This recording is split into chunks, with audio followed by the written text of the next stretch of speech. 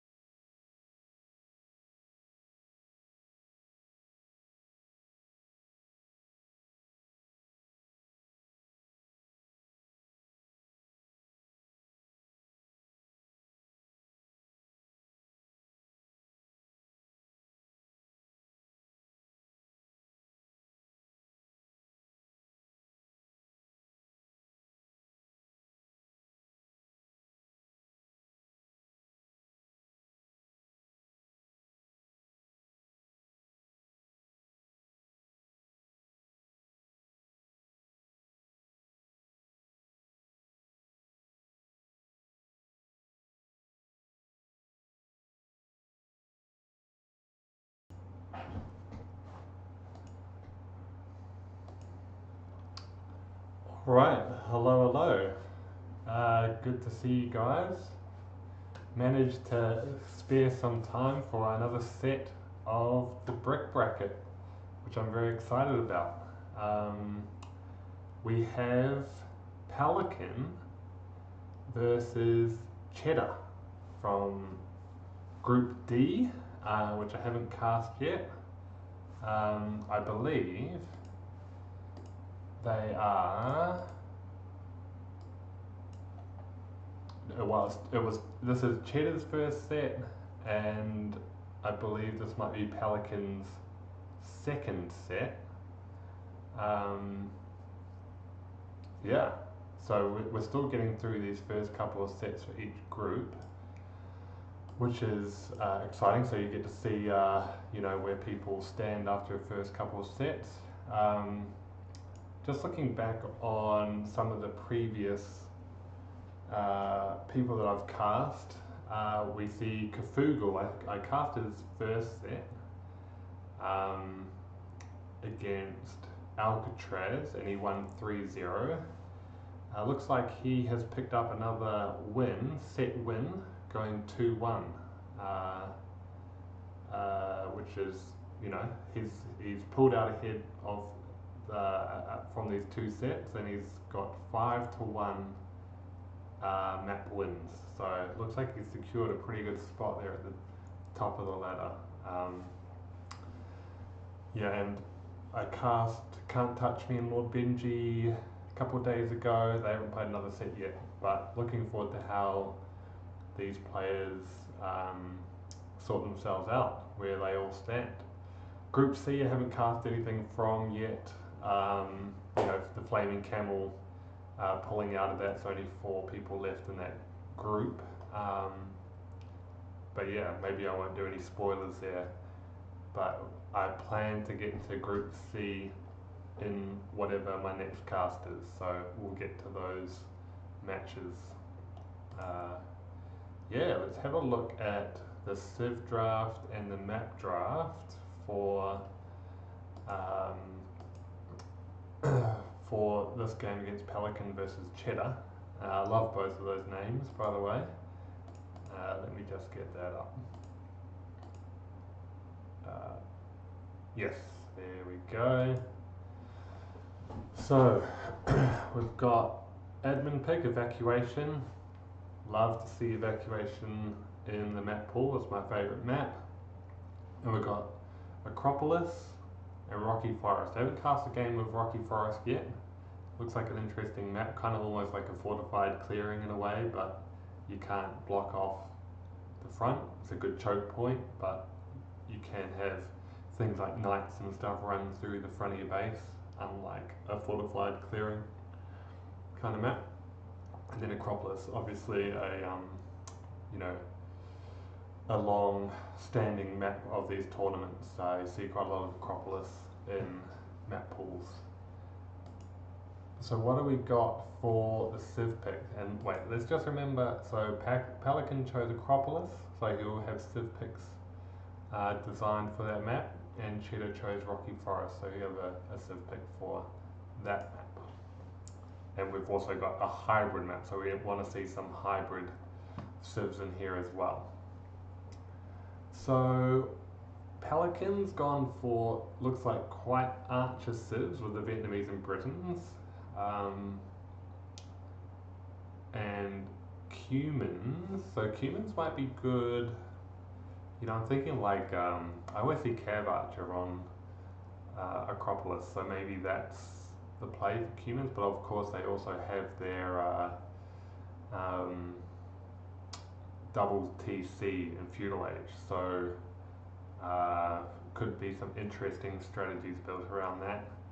Franks could also be the Acropolis play, but actually, yeah, I don't know. It'll be interesting. Archer Civs, can't quite figure that one out. And what is going to be his hybrid map Civ? I don't see any Civs with any particular water bonus. Maybe Vietnamese, they have like a wood cutting bonus. Perhaps Vietnamese on evacuation. Yeah, I'll be interested to see what he does there on evacuation. Cheddar, Japanese and Malay, very well suited to evacuation. Byzantines are just a good Civ, good flexible Civ. Hindustanis I love playing on Acropolis actually, so maybe that's the play. And Incas,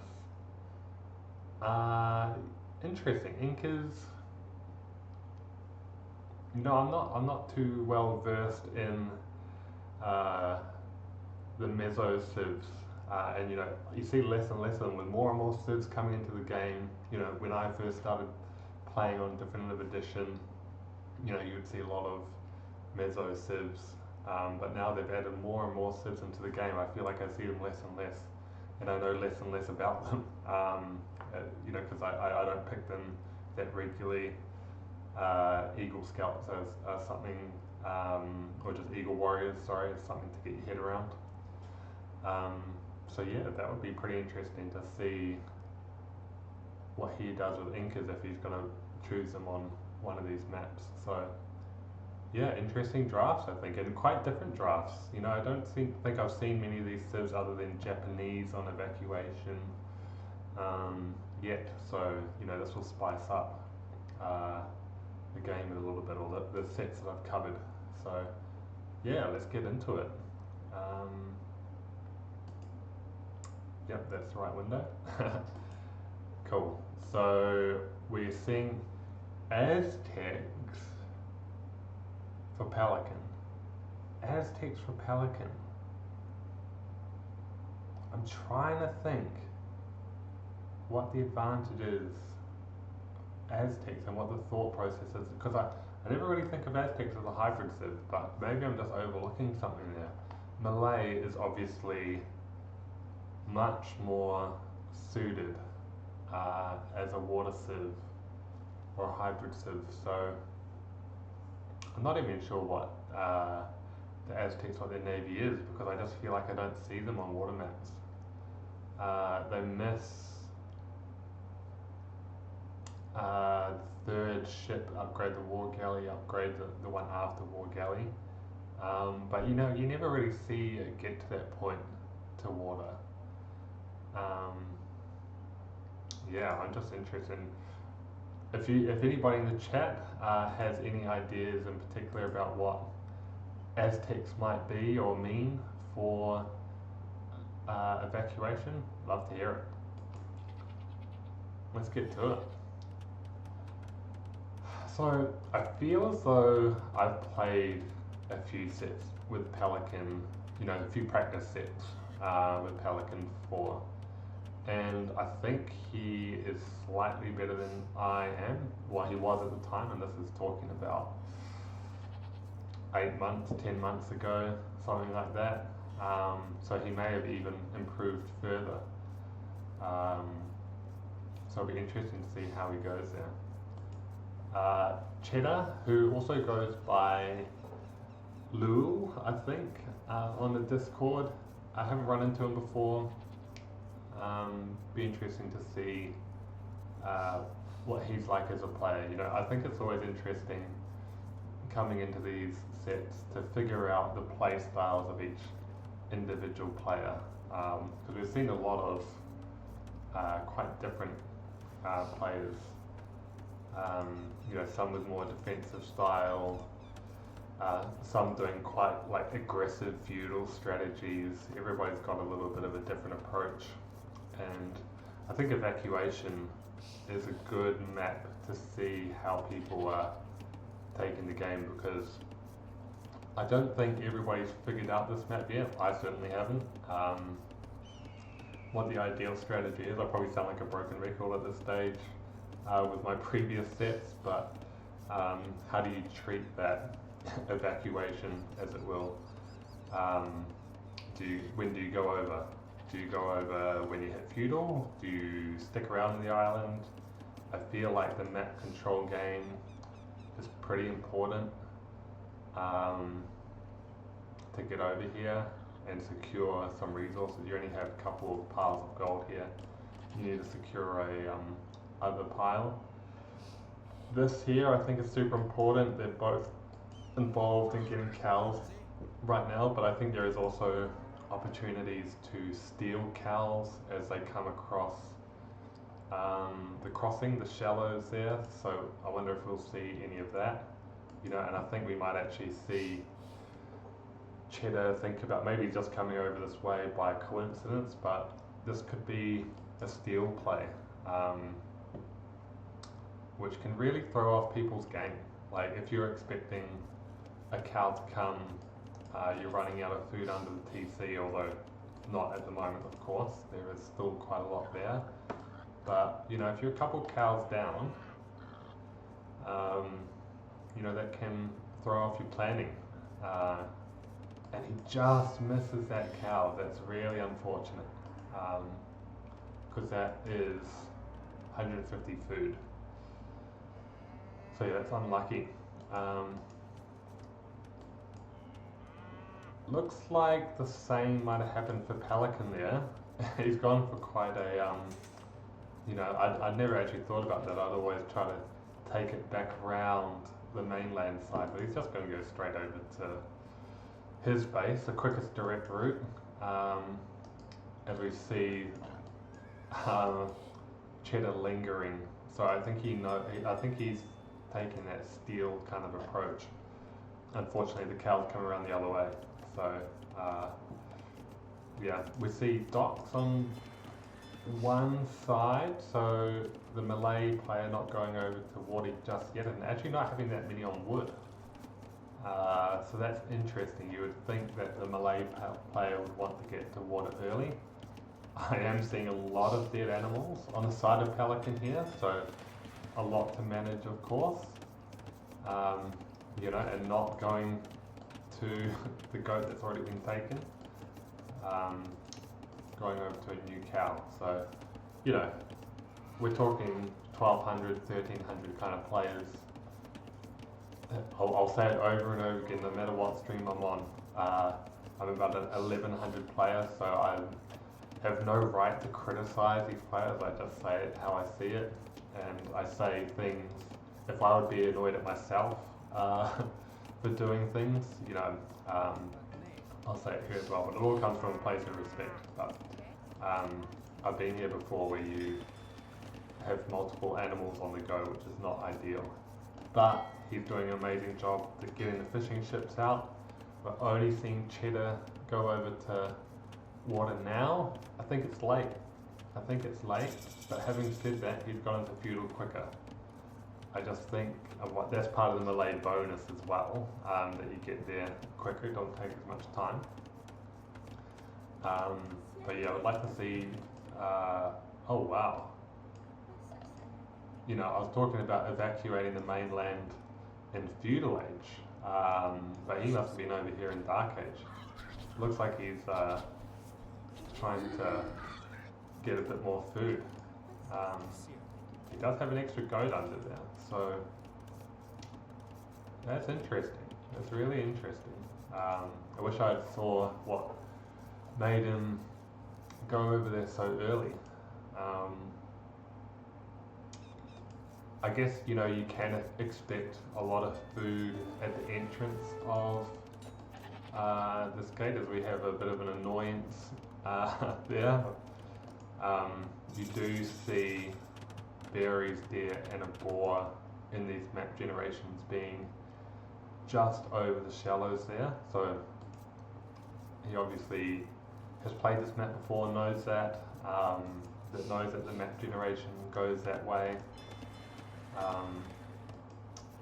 Yeah, so he's well prepared there, but I also see no ships being produced yet, which is very curious as the Malay player.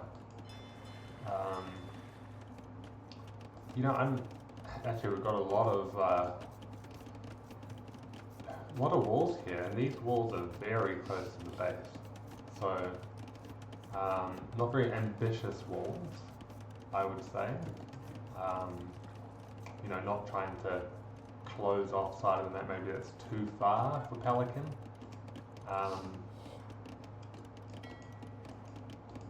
There's still no fishing ships. I mean, if you're not going to go with fishing ships, I wouldn't build the dock at all.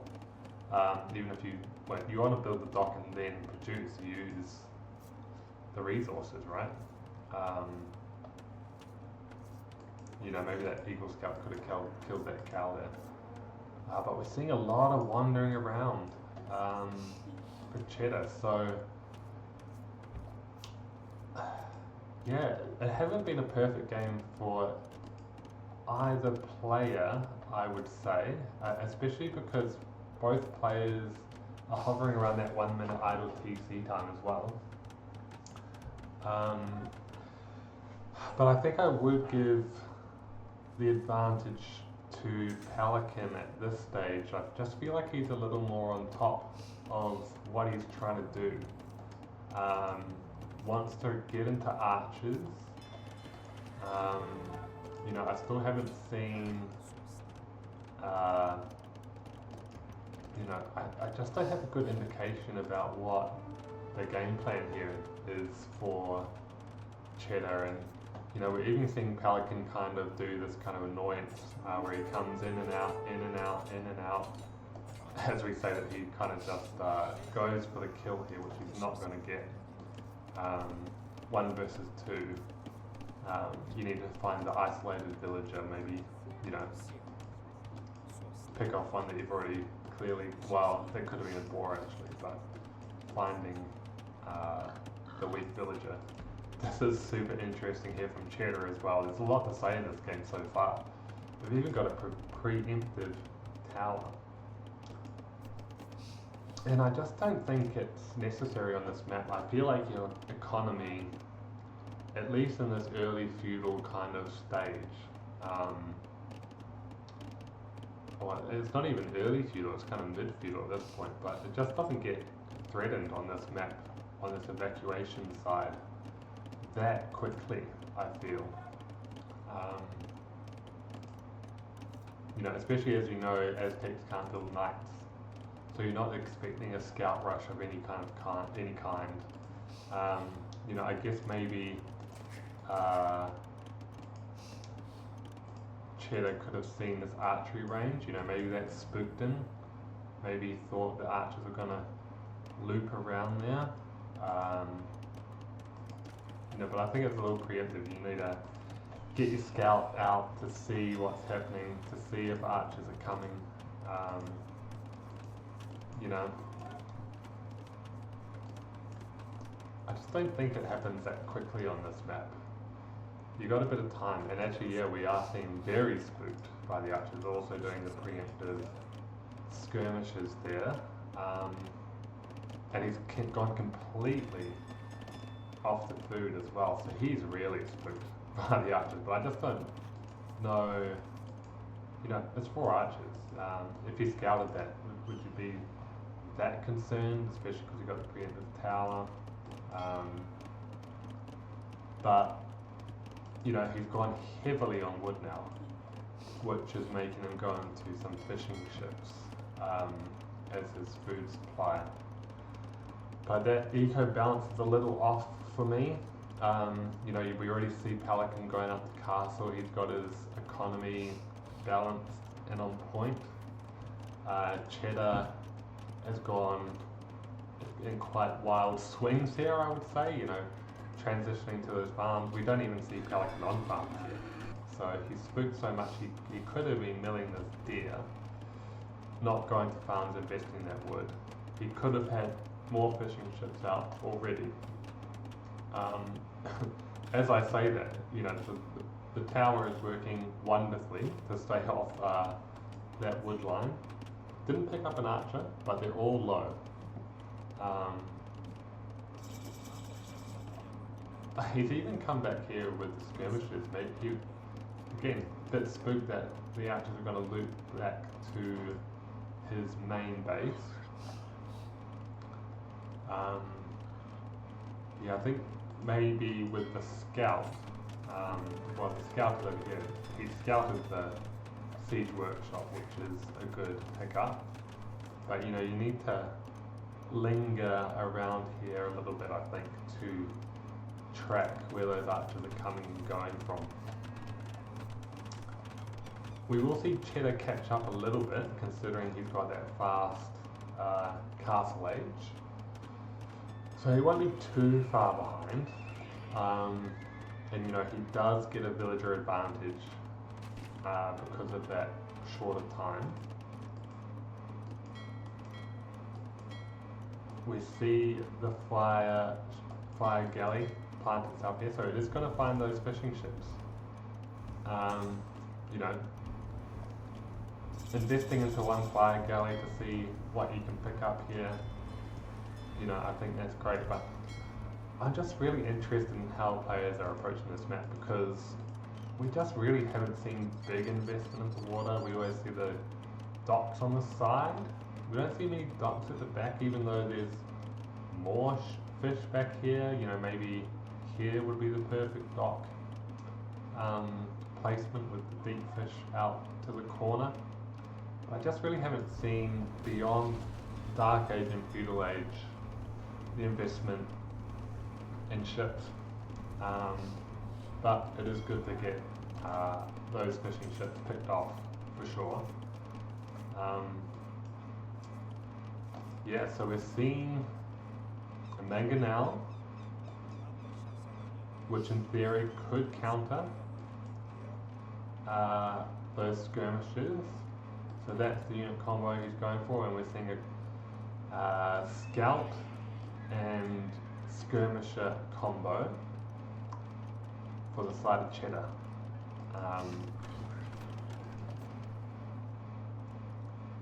We're seeing double, well actually, we're seeing double chainmail for cheddar. You know, he's not tracking this army yet. Just misses with the attack ground there. But it looks like we're seeing cheddar wanting to go into some infantry here. Maybe he's going for the castle play and then trying to get out. The name escapes me, but the castle unit for the melee. I'm sure it will come to me eventually. Maybe that's the maybe that's what he's going for. So we're seeing more investment in archery ranges. So I think that's a good prediction. We're not seeing more barracks come down. We're not seeing anything being produced in the barracks. And actually we're seeing investment in crossbow as well. I feel like Cheddar's a little bit all over the place at this point. You know, he's unpredictable. He's an unpredictable player. Is what I'm seeing so far. If I was this melee player, I know that Pelican has nothing on water at this stage. I'd be investing more on water, but I would also, if I was Cheddar, you know, you got the stable down, and here he goes, he's investing in the light cab, which is interesting.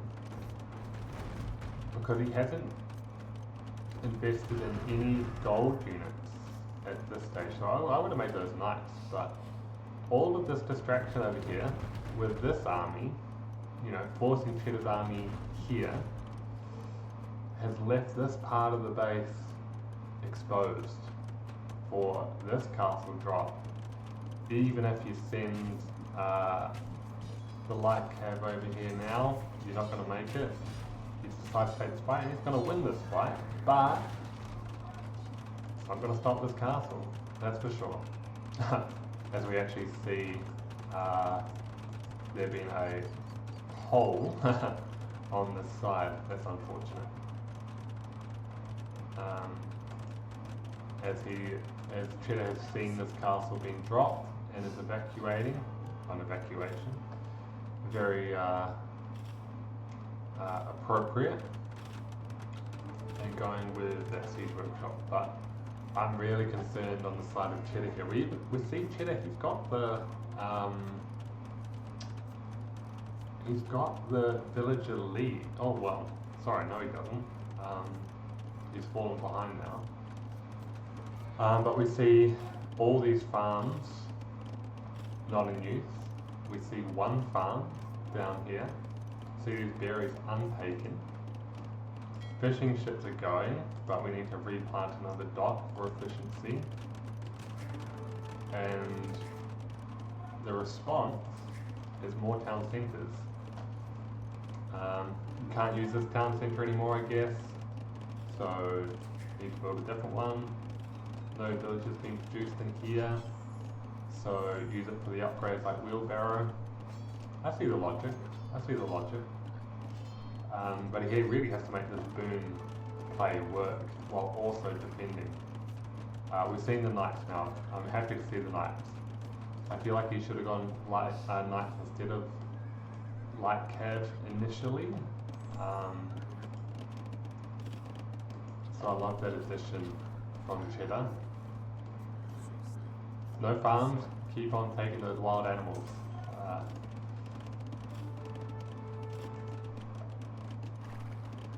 You know, these knights might find this gold, but oh wow, we've actually, and you know, I've missed this because I've been focusing on the Cheddar side. We see 3 relics, which is going to be huge in terms of staying ahead, you know.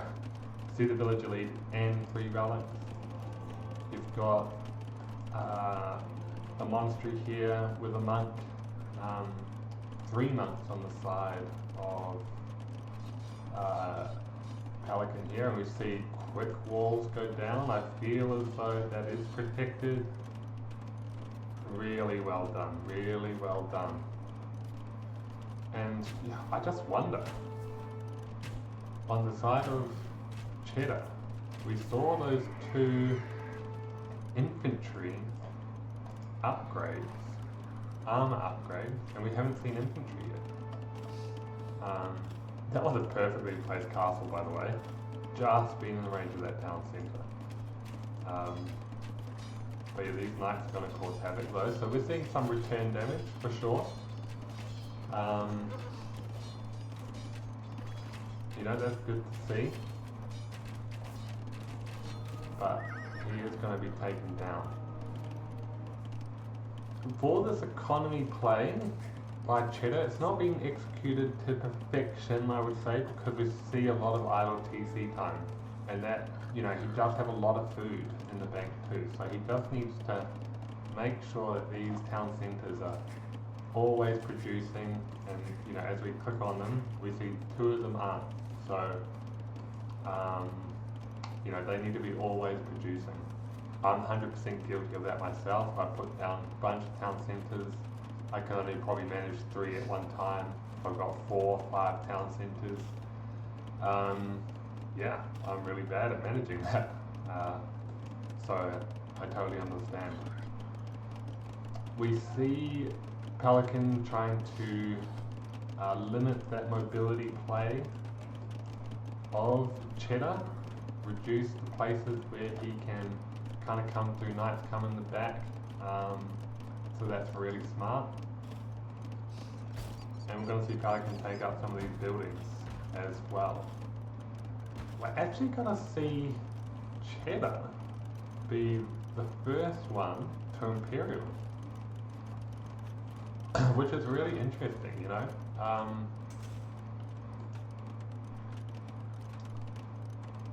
Even after all that's happened so far, and I think, you know, I think Pelican has probably been consistent in his play and had that clear game plan, and he does have a superior military for sure. But we've seen not that huge a score difference, although there is a notable difference. It's not huge. We are seeing a difference.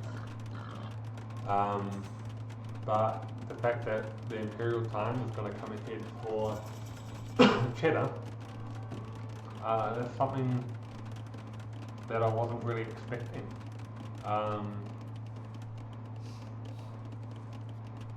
Yeah, that's really interesting.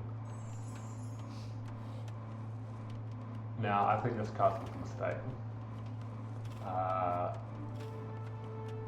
Even with the skirmishes, yes, I like that. You might be able to put the castle down there, or if Pelican kind of, you know, attention is elsewhere or something like that, but it's just not worth the risk.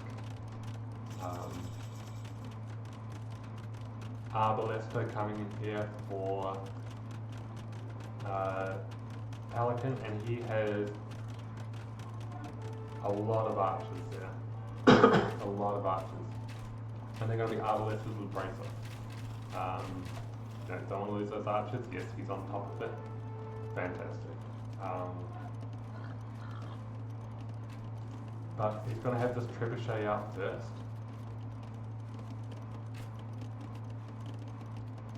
Yeah, keep an eye on those archers, make sure they don't overextend, but I believe Pelican is going to win this Treb war. But he even has those couple of rams, but I would like to see some more investment into another unit here for Pelican, especially when we know that the enemy is going for what looks to be a lot of skirmishes.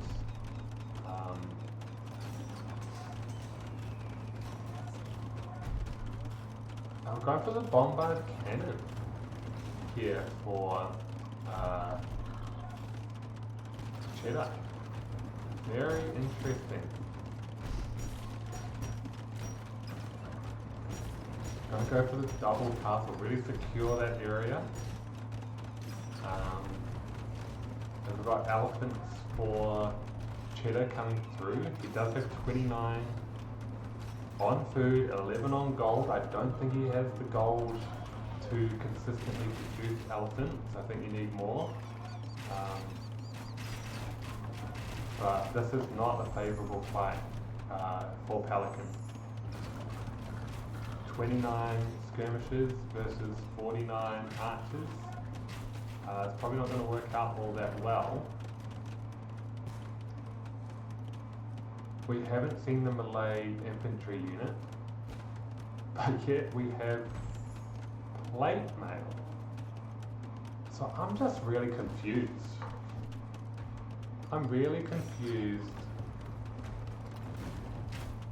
why that is.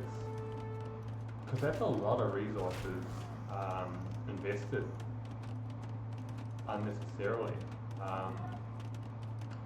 And it just can't be a mistake, because you don't mistakenly click that 3 times. So yeah, just wondering what the thought process is there. But yes, we're seeing Eagle, and maybe we could have seen Eagle a little earlier. But I think Pelican needs to move this army and wait for those Eagles. That's how you're going to lose the game, in my opinion. Maybe he just wants to keep the momentum going forward, but I don't think that's wise. I don't think that's wise.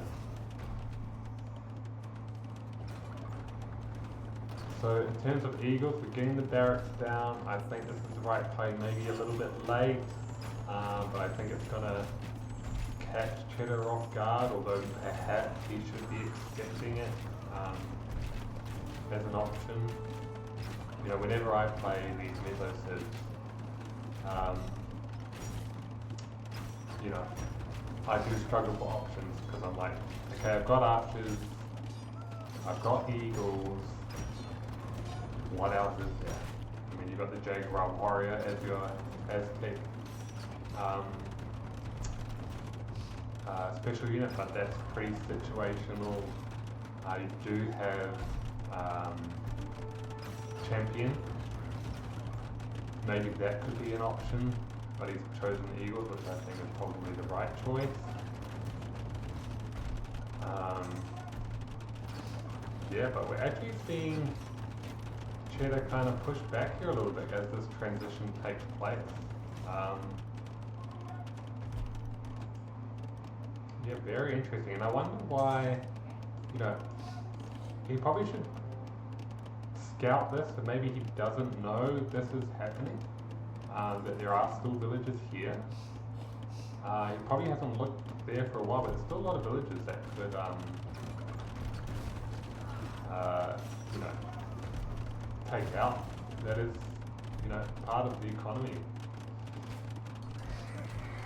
Big part of the economy. He's gonna go around for this trip. Or, yep, go for the trip. These skirmishes, I feel as I can't do much to Eagles, although they only have the first armor upgrade. Yeah, so he's going for that now, so he's still transitioning, so even though these Eagles are pretty effective, they're not fully upgraded. As we see Cheddar with the GGs, so I feel like that is an early GG, because I feel like there is a transition for Cheddar still to make. I understand you are getting pushed back. There is a trib on one of these defensive castles. You didn't go for the Malay special unit. I wonder what the Malay special unit versus Eagles would be like. If you can get a quantity of them up, you know, and outnumber these eagles, what that kind of matchup looks like. Because you've got that plate mail armor. Yeah, just wondering why he didn't go for that transition, and I feel like he had a transition to make still. You know, he did a good job of taking out all those archers. You can see Cheddar in the score lead, so yeah, I feel like he could have kept playing a little bit. I understand that Pelican may have been a little bit in the lead, and he probably sensed that. I know the odds probably don't work that well in the favour of Cheddar here, but yeah, could have stayed a bit longer, I reckon. We did see Pelican get Garland Wars, which I believe gives you infantry. Correct me if I'm wrong, applies to Eagle Warriors as well. The increased attack, and maybe we can see that on these. Yeah, well, it's plus 6 attack, so I believe Garland Wars affects them. So their attack is really hefty. So, you know, perhaps the Malay unique unit is not play in that situation. I believe they have quite low hit points. So yeah, it's probably GG, but well played from Pelican. Yeah, just very well prepared. Gameplay was on point. The walling out of these raids, dealing with the raids, the transition, again, slightly late if I'm to be overly critical, but he made the transition and it worked 100% fine. So well done, well played. In terms of the side of Cheddar, just didn't know what the plan was, and you know, you find that a little bit with these comps. I've said it before, you know, it's hard to find the time to put in some practice sets, figure out the maps, and you know, evacuation was the admin pick. But maybe Cheddar here didn't quite have the map figured out, didn't have the game plan for the map figured out. That would just be my guess, because I didn't quite know what the plan was here for Malay. But yeah, we'll see. You know, we obviously will have Cheddar's map pick now, I believe. So let's see what he can put together here.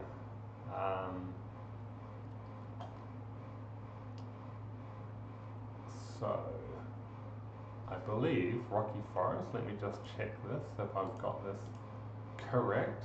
Rocky Forest is Cheddar's pick and it's map 2. So this is Cheddar's map, and I hope we see something great from old Cheddar. Before I do that, I will just go in and check the comments and the views. Yep. Rocky Forest. So I have not played Rocky Forest. Well, I have played Rocky Forest as a practice game before, but I have not played it that much. As we see the elos of these players now, so they're both around 1250-ish. So these are quite closely matched players here. You know, I've done this before where you nearly finish your house and you take your villagers away. That's not the perfect start there for Pelican. And creating a little bit of idle TC time. But yeah, what is the strategy for Rocky Forest? That's what I was trying to think about when I go into these games, because you know, I'm trying to pick up some notes. I'm trying to think about if I was in this tournament, because hopefully I make a return at some point. How would I play this map if it was in the next tournament? How would I play it? How do you deal with this open gap? We see a lot of towers. From what I've seen, people like the tower, the wood line a lot. How do you deal with the sides? Obviously you can run around with cavalry of some sort and never truly block this off. There'll always be a gap, but it's a long way to run around. How do people deal with the middle? You know, a lot of resources here in the middle. Even a lot of ibex here. So you can even hunt, which would be good for Goths or, well, I believe Goths and Mongols get a kind of hunt bonus. But yeah, let's think about the picks actually. So, Britons. I really have not seen Britons in a while. Are they a good fit? I know there are a lot of players' comfort picks. You know, being one of the OG civs, you know, having that OP strategy of longbowmen. Yeah, just I feel like it's a comfort pick here maybe from Pelican, because I don't know what their bonus really lends themselves to doing on this map. I feel like you want mobility on this map, although you can get into a standoff situation in the middle, I suppose. And then Hindustanis, I feel like this is not really a typical Hindustani kind of matchup, right? You always want to go Hindustanis against the Cav civ with the camels, but you know they are a flexible civ. I feel as though if Hindustanis can get to their special unit, which their name also escapes me, a bit tired here on a Friday night, but you know that special unit can obviously handle the archers on the side of Britons quite well. And I feel like this is a theme from the last game here from Pelican. A lot of dead animals. So we can see some refinements here, but his attention may be elsewhere as he's going around the map finding more geese. Actually, it's interesting what his scouting pattern is. You know, how do we find these geese? He found them at the back of the base and he's come around here. So he's stolen some geese there from Cheddar. So that will be putting Cheddar at a disadvantage as he's housed right now. I don't see any houses being built. It's because he's gone into feudal. He's gone from loom to feudal age. So not needing that immediate house. You know, that just kind of puts me on edge though when, you know, you see yourself housed, even if you're not producing villages, you want to get that off your plate as soon as possible. But this is really good from Pelican actually, because obviously you've got the herdable bonus from Britons. You can collect food off these quicker. So we've got some quick food bonus. I just think Pelican is on point here. You know, this is the exact right time. You want to scout the entrance of the enemy's base, so that you see what's coming as soon as they hit feudal. You want to put your production buildings on the front, so he's just waiting to see what's coming. This is interesting. So we're actually going to see a men-at-arms rush. He's going to click men-at-arms. So this isn't actually to scout, this is to pressure. But we see the men-at-arms, and they're going to be followed up with archers. Are we also going to see blacksmith? No, not necessary, and probably for the best. But I know as soon as you get one armor on these things, these villagers have a real hard time taking this down. But this is perfectly timed actually. If they turn into those men-at-arms, as soon as they reach that wood line, he gets the weak villager as well. You know, even though he's only got one kill, This is huge. He's not on any wood line. It's been taken completely off the wood line. And what wood line can you actually go for? You have to go for the straggler trees, right? But you have to solve this. And is Scout Cavalry, are they good against men at arms? I feel like they would be okay. But, you know, 5 attack, 2 armor compared to 6 attack, 1 armor. Is that a even fight, I guess?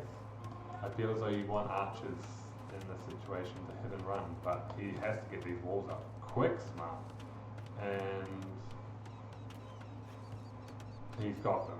Okay, that made me nervous, but he has scouted this, and we're seeing the archers, and even a spearman come over right now. So this is creating a lot of hassle in the base, and you know, I think this is inspiring stuff, if I may, because I was thinking, you know, how do you tackle this situation of having this open base? It looks like if you go for that aggressive strategy from the start, that is the play. Very interesting. You know, again, even if you've only got 1 villager kill, it doesn't matter, because we see a 39, we saw there for a second, 39% worker efficiency on the side of Cheddar. And all through this, you know, that having all these distractions does create idle TC time if you're trying to come up with responses. So yeah, that's interesting, but we may see, this is exactly what Cheddar needs to do, is to get that counter damage down. But he doesn't actually have any upgrades on these units, which is going to make it really difficult to actually get damage. But I guess if there are enough units, you know, it doesn't matter.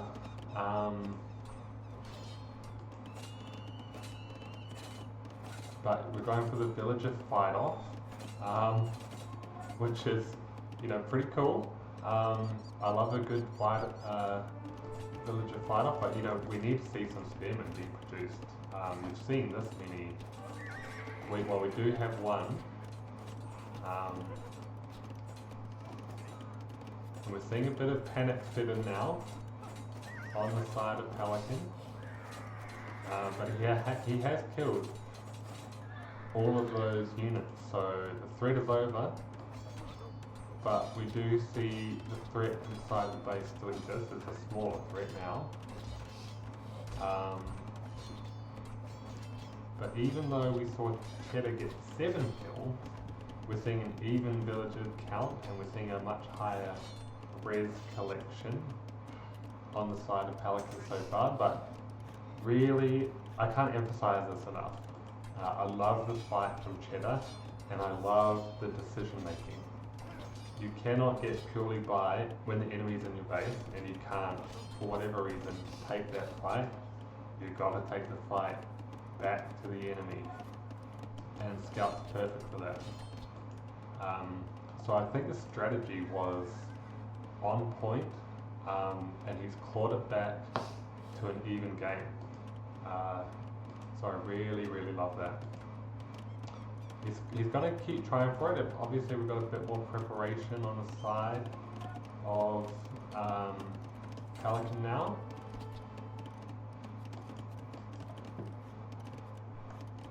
And, you know, from what I've seen, Scout is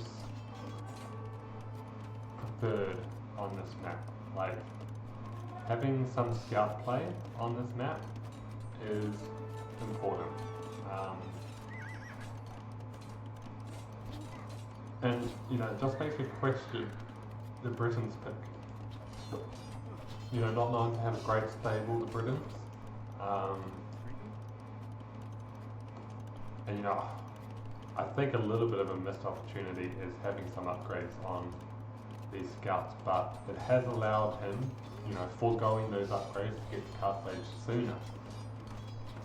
If I'll say one thing about Cheddar, he has gone up in terms of ages faster than I would expect, and maybe that's because he does hold off on those upgrades. He finds ways to make savings in ways that I would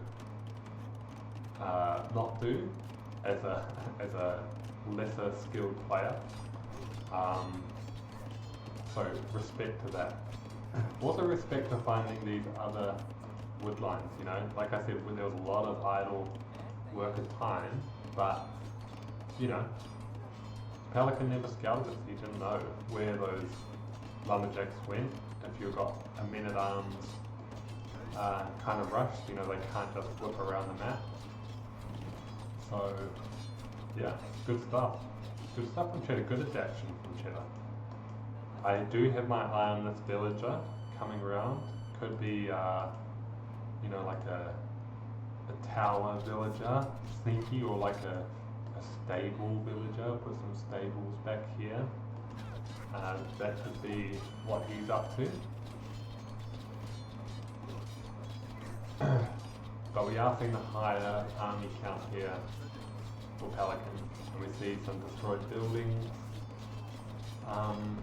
But I think that the score and how close it is a bit deceptive with Pelican in the lead. I feel like he's not that far in the lead, even though he has this little advantage here with the military being on this side. But yes, we're seeing the stable in the back of the base play, and this can't be really avoided because you're not incentivized to make walls here because they could just whip around. So this is always on the cards, on this map. So we're seeing aggression matched with aggression.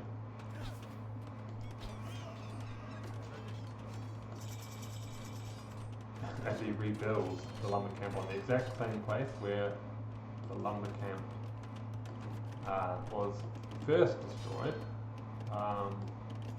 Taken off stone. Very nice.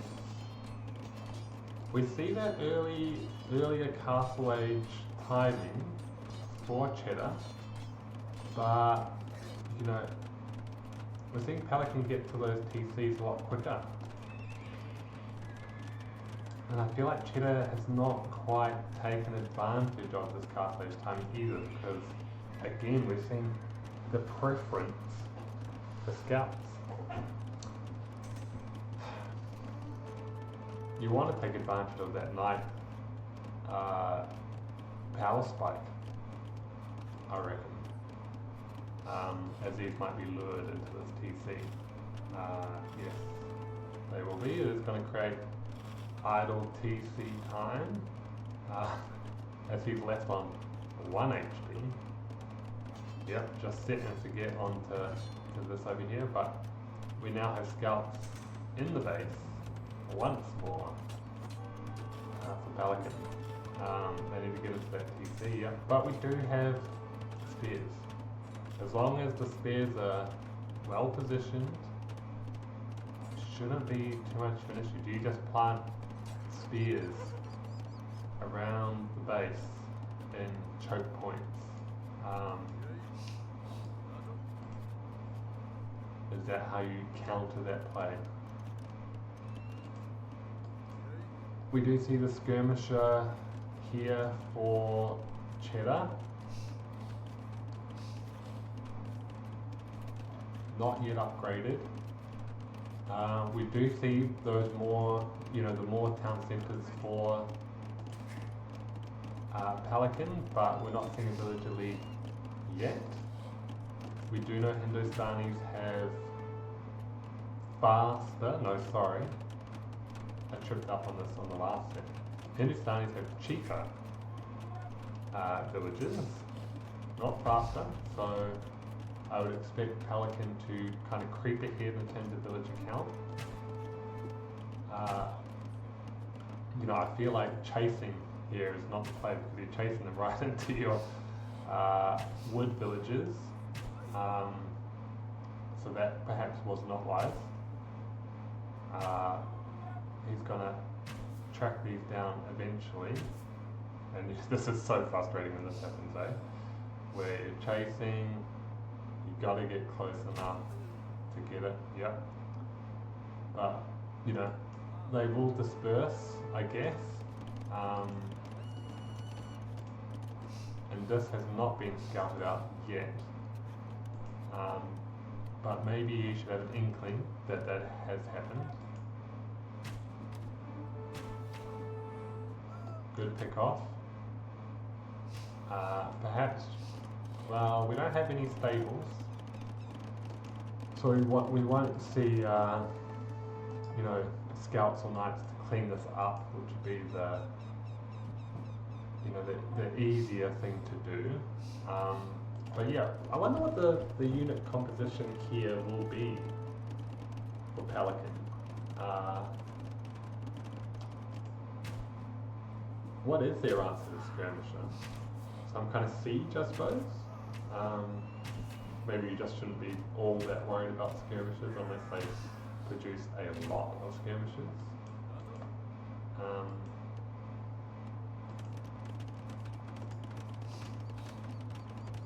But yeah, we see a more even eco kill now, and we see again we had a lot of TCs go up, so we're seeing Pelican pull away here with the eco lead.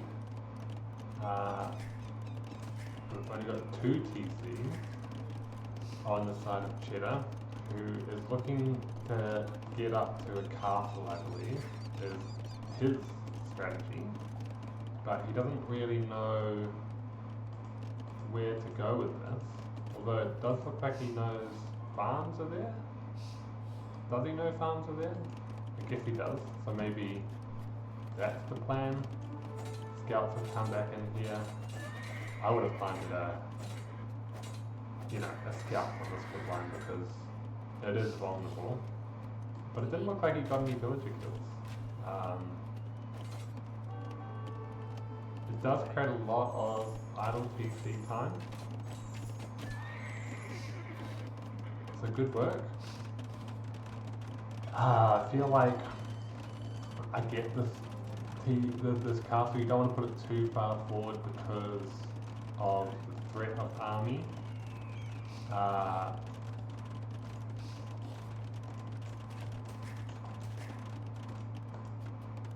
He knows it's there.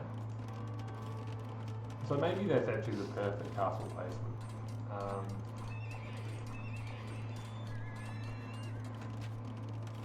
Yeah, well done. I think that's fine. It protects these resources. You can put a TC back here perhaps later. Yeah, it's probably fine. Probably fine. But we are seeing him go, we're seeing Pelican go into the siege workshop. We're seeing very low military numbers here on the side of Cheddar as he works his way up to Imperial Age. Again, going for the scale mail armor, but he is producing the Gulam. So this is good to see. I think there's a potential. The Gulam is so strong, guys. So I do see the potential for a comeback. I would still favour Pelican, but it'll be interesting to see how he responds. We need that counter castle, so I love that counter castle where you can produce trebs, you can, you've got that treb war that will happen, and it'll be interesting to see, does he have vision of that? No. So we don't know on the side of Cheddar where that treb war is going to occur.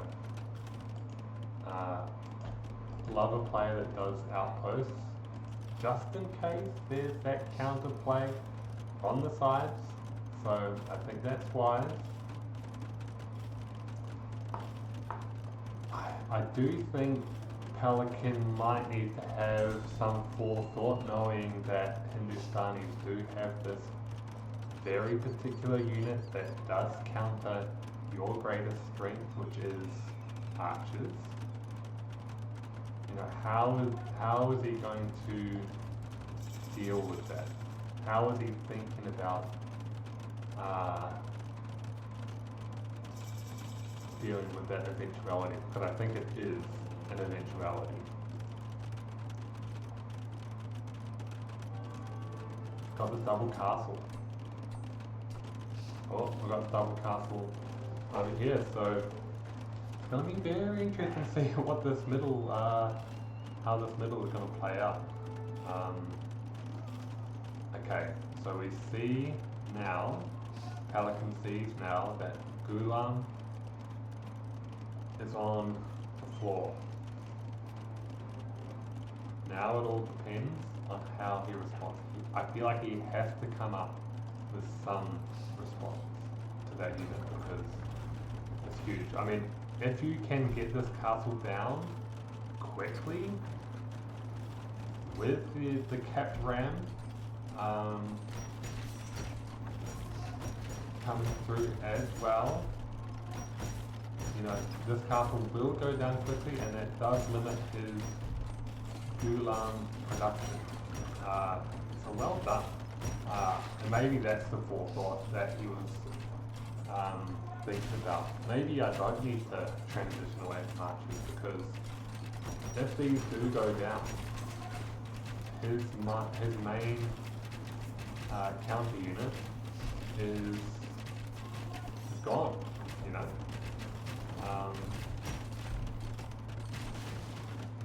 As he is producing more and more archers. But yeah, the Gulam are there. He is taking out troops with archers. He's gone into arbalest. You don't want to see the Gulam. You want to come back into your castle. But that's fine. I think he's done absolutely fine there. He has lost a lot of archers. But and we are seeing more Gulam on the way, but he's only got 4 now, so you know, I feel like he can deal with that. We need to see the archers come forward here, as we're seeing repairs on Trev. We do see Trev go down, which is positive, good to see, but I feel like that castle's not going to last forever. And there is your main production of your counter units. So, well done to Pelican here. Needs to micro this for sure. It's so dangerous when they get close, but not necessary. Again, you know, this is just a little pet peeve of mine. No disrespect whatsoever, but you know, when players do call GG in somewhat of an even game, do understand Pelican's ahead, he has got the advantage. But I do like to see players, you know, search for whatever that next answer is. I think on the side of Hindustanis,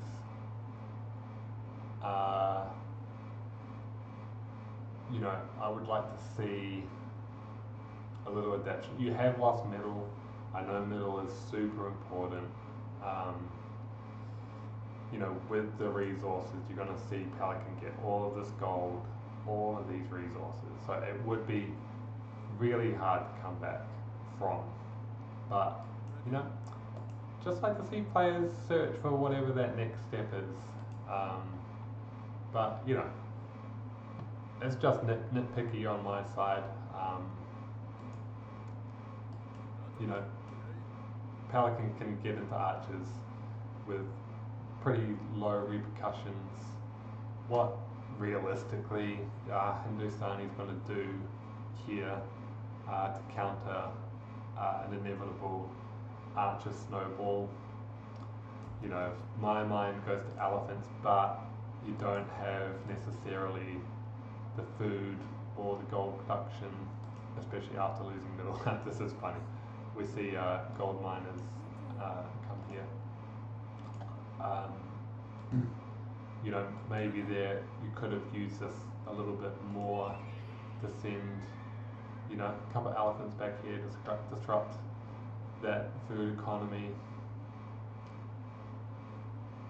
I think he's right that he's lost, but you know, a few more answers here and there. But well played from Pelican. Reflecting on his game, he knew he wanted to get to archers. I always panic out of archers, even when I see skirmishes. I would have definitely panicked, as I said during the game, when I saw Gulam. I was looking for whatever that next answer is, but he came up with the perfect answer: get the castles down as soon as possible before you can get a Gulam mass, and you can stick with the archers. So I think that was a really heads-up play, really thoughtful play there from Pelican. Yeah, and if I was to just compliment Cheddar as well, you know, he was searching for the answers early on with the skirmishes. He knew he wanted to get to Gulam, so I think he was doing all the right things there. The scales just tipped in Pelican's favour, so yeah, good game from both players for sure.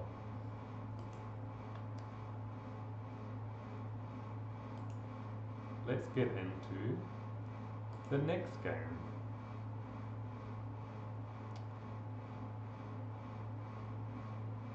Which is Acropolis, Vietnamese versus Byzantines.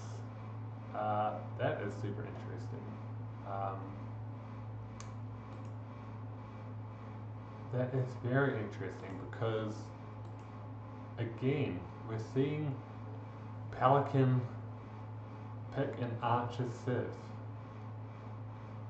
You know, this has old school coming into mind. You know, I'm thinking a couple of years ago, archers dominated everything, and archer civs reigned supreme. As I'll get into the game now, but you know, I feel like Pelican is playing a meta from a couple of years ago. He's obviously making it work for him. So kudos to him. Whereas Cheddar, Byzantines, is always, you know, a pretty standard pick. But, you know, Hindustanis being one of the more recent civs, Malay being very popular in the last couple of years, and are still very popular. So I feel like Cheddar could be more on the updated meta, while Pelican's playing in a slightly earlier meta. Again, haven't seen Britons in forever. Like, honestly, I just haven't seen them. But he made them work, and he made them work really, really well. Yeah. But Vietnamese. So, Vietnamese, they have elephants, and they have upgrade, like special techs for elephants, I believe. Can't quite remember what those are from the top of my head, but you could go for elephants, you could obviously go for your archers, you could go for your special unit archer. As we see some sheep stolen. That's very well played from Pelican. Very well played, and you can see that was his intent right from the beginning, to see what resources he could steal. So yeah, wow, he's really coming with the strategies. Being very well prepared. Now Byzantines. You got the cheaper counter units.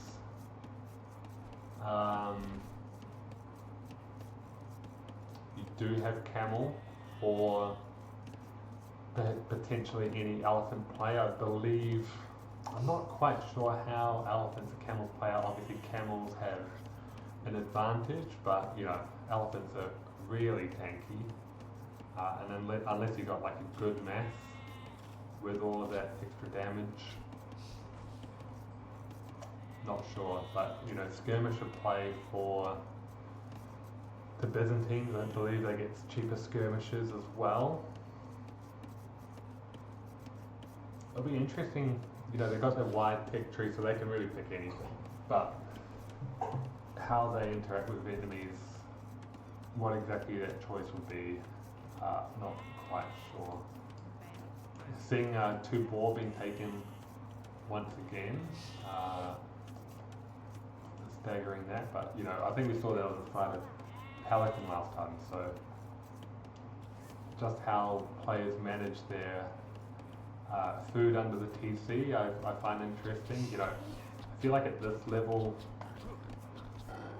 you kind of set and forget here, and you do kind of focus on other things. It is Dark Age, there shouldn't be too much to focus on. I see gold already on the side of Cheddar, so is this the men-at-arms play for the side of Cheddar? Because this is early. This is really early. Just wonder what that gold is for, but we haven't said that. Oh no, sorry, he's on wood there. So, how did he get 130 gold? Did he send somebody the gold? He did, there's 770 on that.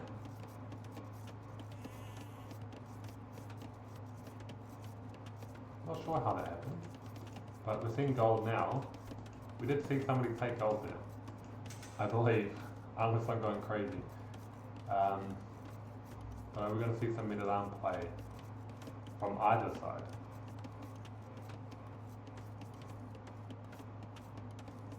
I'm thinking maybe because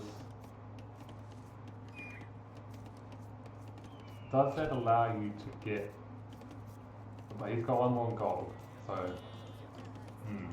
let's see how this plays out. I'm very curious about that. This again is a map where you can't fully wall, you can do small walls because of this terrain here, so units like men-at-arms can get through. I do feel as though if we were going to go men-at-arms though, we would see barracks on either side by now to pre-create those men-at-arms as we saw from Pelican in the last game. So we're seeing a barracks now, so can't rule it out. The timing isn't as sharp here though. Interesting, we haven't seen any dock from either player to get that advantage. Seeing a barracks on the side of Cheddar. This is interesting, we're seeing a lot on gold. 8 on gold. 0 on food. Wow. I mean, I don't know. I don't know about that. We see no market. We see 1 on berries. How is he going to manage his food economy?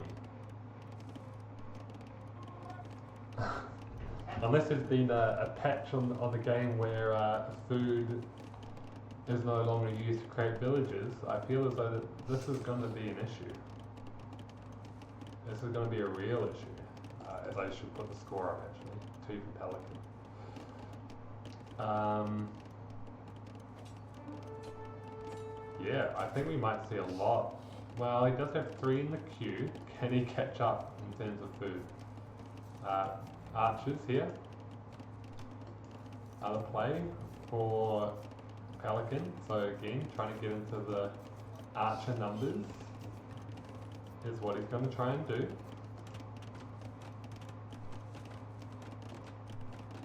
Three on berries. We're seeing an archer play on the side of Cheddar, which is going to be wood intensive and gold intensive, which is what his economy is directed towards. But yikes. What about the food? Cheddar is a very interesting player. Very, very interesting player. Because these are things that I would not expect.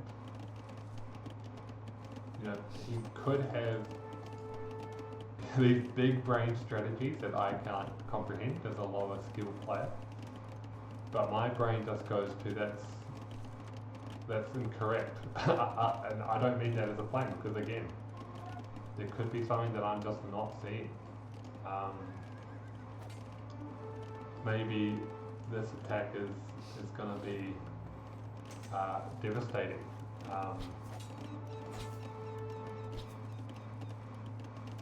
But I just don't see it. I don't see it. You know, I would consider building a tower here for Pelican, potentially, just to neutralize that, take the threat off that. But maybe he just thinks he doesn't need it. Doesn't need it. He thinks he can handle this army. And he's probably right. Idle TC time isn't absolutely horrendous on the side of Cheddar. Maybe he has enough on food to keep that town center going, but you can't have any any wiggle room in that economy, surely. You can't be producing skirmishers or spearmen in this kind of economy balance as he gets housed, actually. So, ooh, I'm nervous. I'm real nervous with Cheddar here. Again, I'd be building that tower. I would be getting that tower up. I just think, you know, what's the worst? You know, it's just like risk mitigation.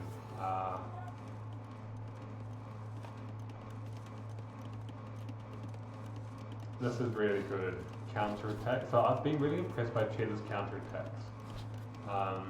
Taking the fight away from his base and really becoming a nuisance. We've seen that in all games by Cheddar. You know, with the knights around the back in evacuation, the scouts on the wood line in rocky clearing.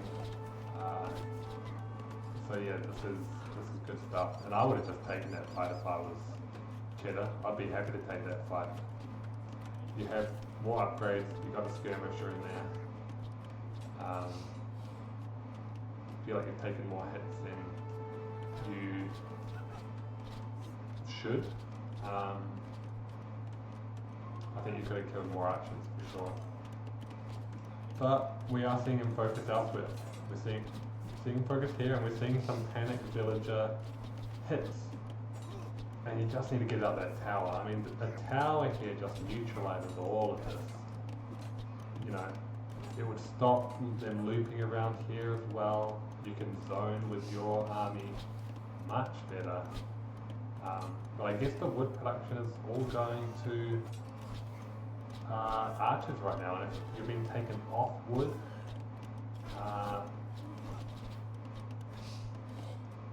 then it makes it hard to build that tower, you know. And I've been in a situation before where you're like, man, I wish I had a market to sell some resources to get some wood, or, get some stone, something like that. But if you've been taken off a wood line, how do you do that?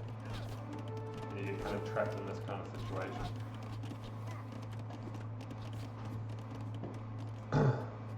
If this army is just sitting here, I get caught in this as well. I forget where my army is. But it's archer versus archer. I would think this would be a fight that Vietnamese in the long term can win. Although we are seeing skirmisher play as well, which plays into the hands of the Byzantines. I'll be seeing a little more, again, you want to zone, get rid of any kind of possible avenues here. And I think this is a mistake to bring a whole army here, because in this wood line it's all exposed again in those towers. Oh, yikes. I think Cheddar's going to pick up a win here. And I think it's going to come soon. We're seeing the economy get out of control. You've got to keep attacking these villages though. You know, the more you snowball this, the better. I think we're going to see a GG here from Pelican because at this stage of the game, a 23 to 38 villager lead on the side of Cheddar, that is overwhelming. But like I said, I don't like the early GG, and I'm respecting the Pelican not to call that early GG. But if I was to think of any situation in the last games, I think this would be the more definitive place where you've run out of answers.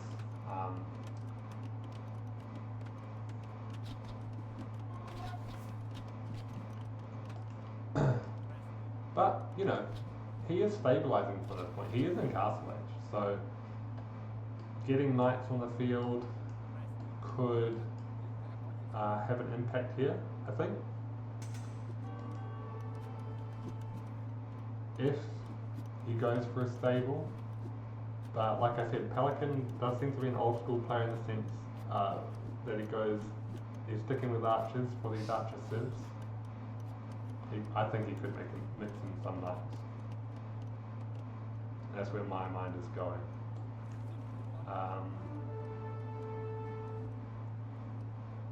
Again, counterplay. First on the side of Cheddar, now on the side of Pelican, but I'm loving the initiative here. He sees that these archers have taken a little bit of a walkabout. Let's go right back to that wood line. Why not? These archers are going to take a while to get back there, even if they are upgraded. GG out of wood for TCs is what Pelican says as he sees those archers approach. I feel like if he, I think it was good that he kind of came around here, followed those archers back to the base, wants to take advantage of the crossbow timing, but I think he, after losing sight of those archers, has to think, I need to stabilize, I need to get TCs, this would be my downfall if he comes back, and there he is, he's right there. I don't think he was very persistent in coming back here as well. You do have wood here. I know it's not much, and I know it's annoying to harvest these little tree clusters, but you do have that option. I feel as though perhaps he should have come back here if he was to give this up, and yeah, I just think just going back to the tower, I feel like the tower neutralizes a lot of this play. You don't have to worry about this area. It opens the map up for you that if you don't have to protect this area, you can go out to other areas. Yes, you do have to worry about, coming through the middle, stuff like that, but just having one less area to kind of worry about, I think would have been good. These skirmishers got value because they've got 4 skirmishers chasing them. I just haven't seen this map played out this way as well. First of all, no boats in the middle. Neither player thought that was worth taking. I haven't seen archer play like this for a while, and maybe that's just me as a noob speaking. Maybe I'm just in a different skill bracket and I don't see this in my skill bracket, but I feel as though Acropolis is more of that mobility game. You want to get to Cav Archer, or if you're a Knight Civ, you want to get to Knights. Just feel like that's where the game usually goes for me in my skill bracket. So the fact that 2 of these higher skill players are going into archers and making it work because I think both players had a point of strength in this map. It just came out on the side of Cheddar here. You know, the fact that they both made it work. Maybe I should rethink it a little bit, but you know, maybe I'm giving too much credit here because it is only early Castle Age and Pelican has called the GG. So it's not like he had a lot of success here with archers. And I feel like Cheddar was just responding to that archer play, mixing in skirmishes, works with the Byzantine bonus, which gives cheaper skirmishes, or I believe that's how it works. I know they have cheaper counter units. I think skirmishes are included in that. Yeah, I just haven't seen the map play out this way, so it's just something I'm going to keep in mind as I watch some of these other sets. Yeah, really interesting set because, you know, I think, if I'm being honest, I think Pelican is the better player, was more well prepared for the maps, but Cheddar not being a slouch either. So yeah, a 2-1 could have been a 3-1, I think, for Pelican, but Cheddar just got the better of him in this last map, and I give all credit to Cheddar there. Yeah, maybe I'll leave that set there. But let me just consider doing another set because that was one of the quicker sets. So I will be back in a second. Welcome Alphakrit. Just bear with me. I might see if I can get another set going. I'll just take a little bit of a break. See you soon.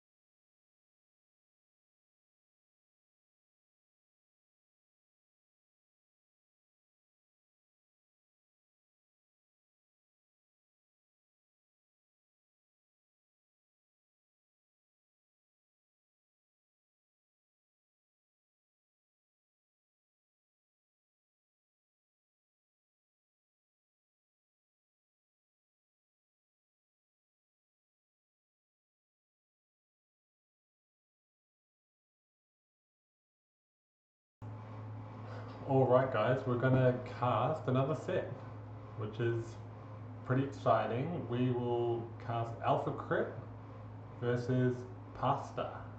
So I'll be back just in a second, but looking forward to casting this set. Catch you soon.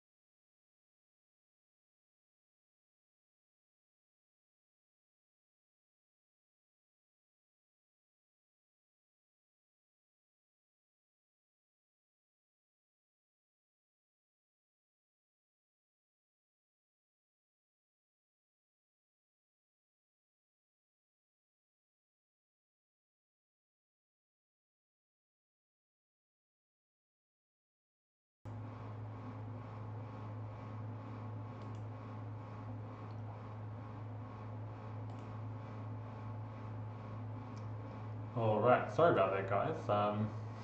Get my scenes mixed up from time to time, but we are not ending. We are carrying on with another set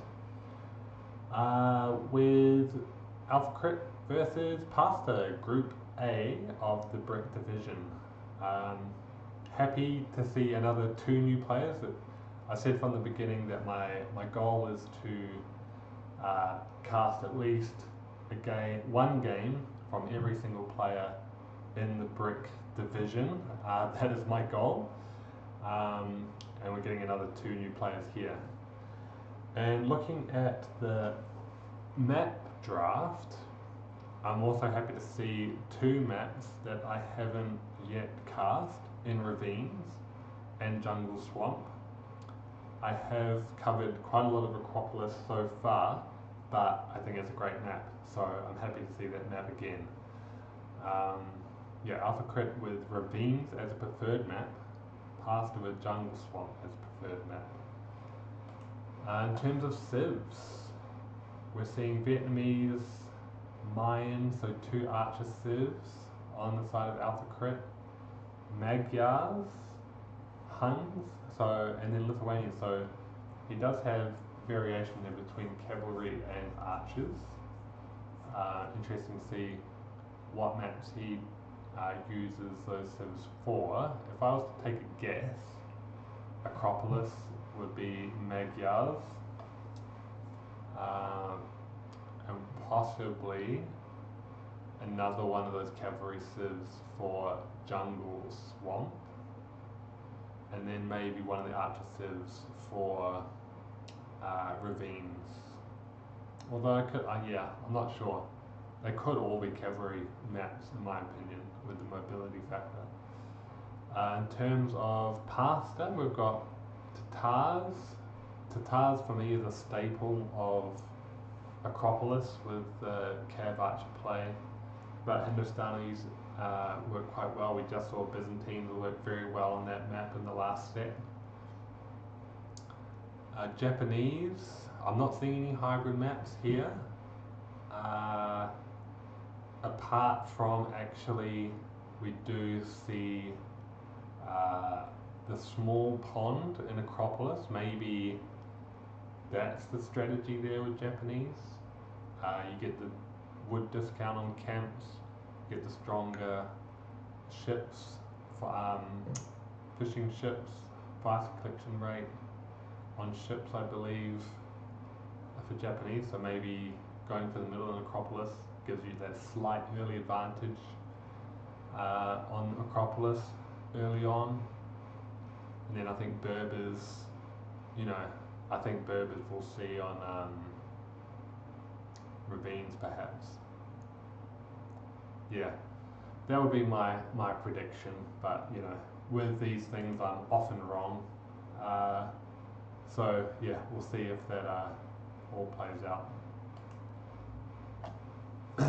Alright, so we'll get into the game now as we just see the old game pop up. I think I might need to reset capture age there so we get the map that we're looking for. If you just bear with me for 1 second.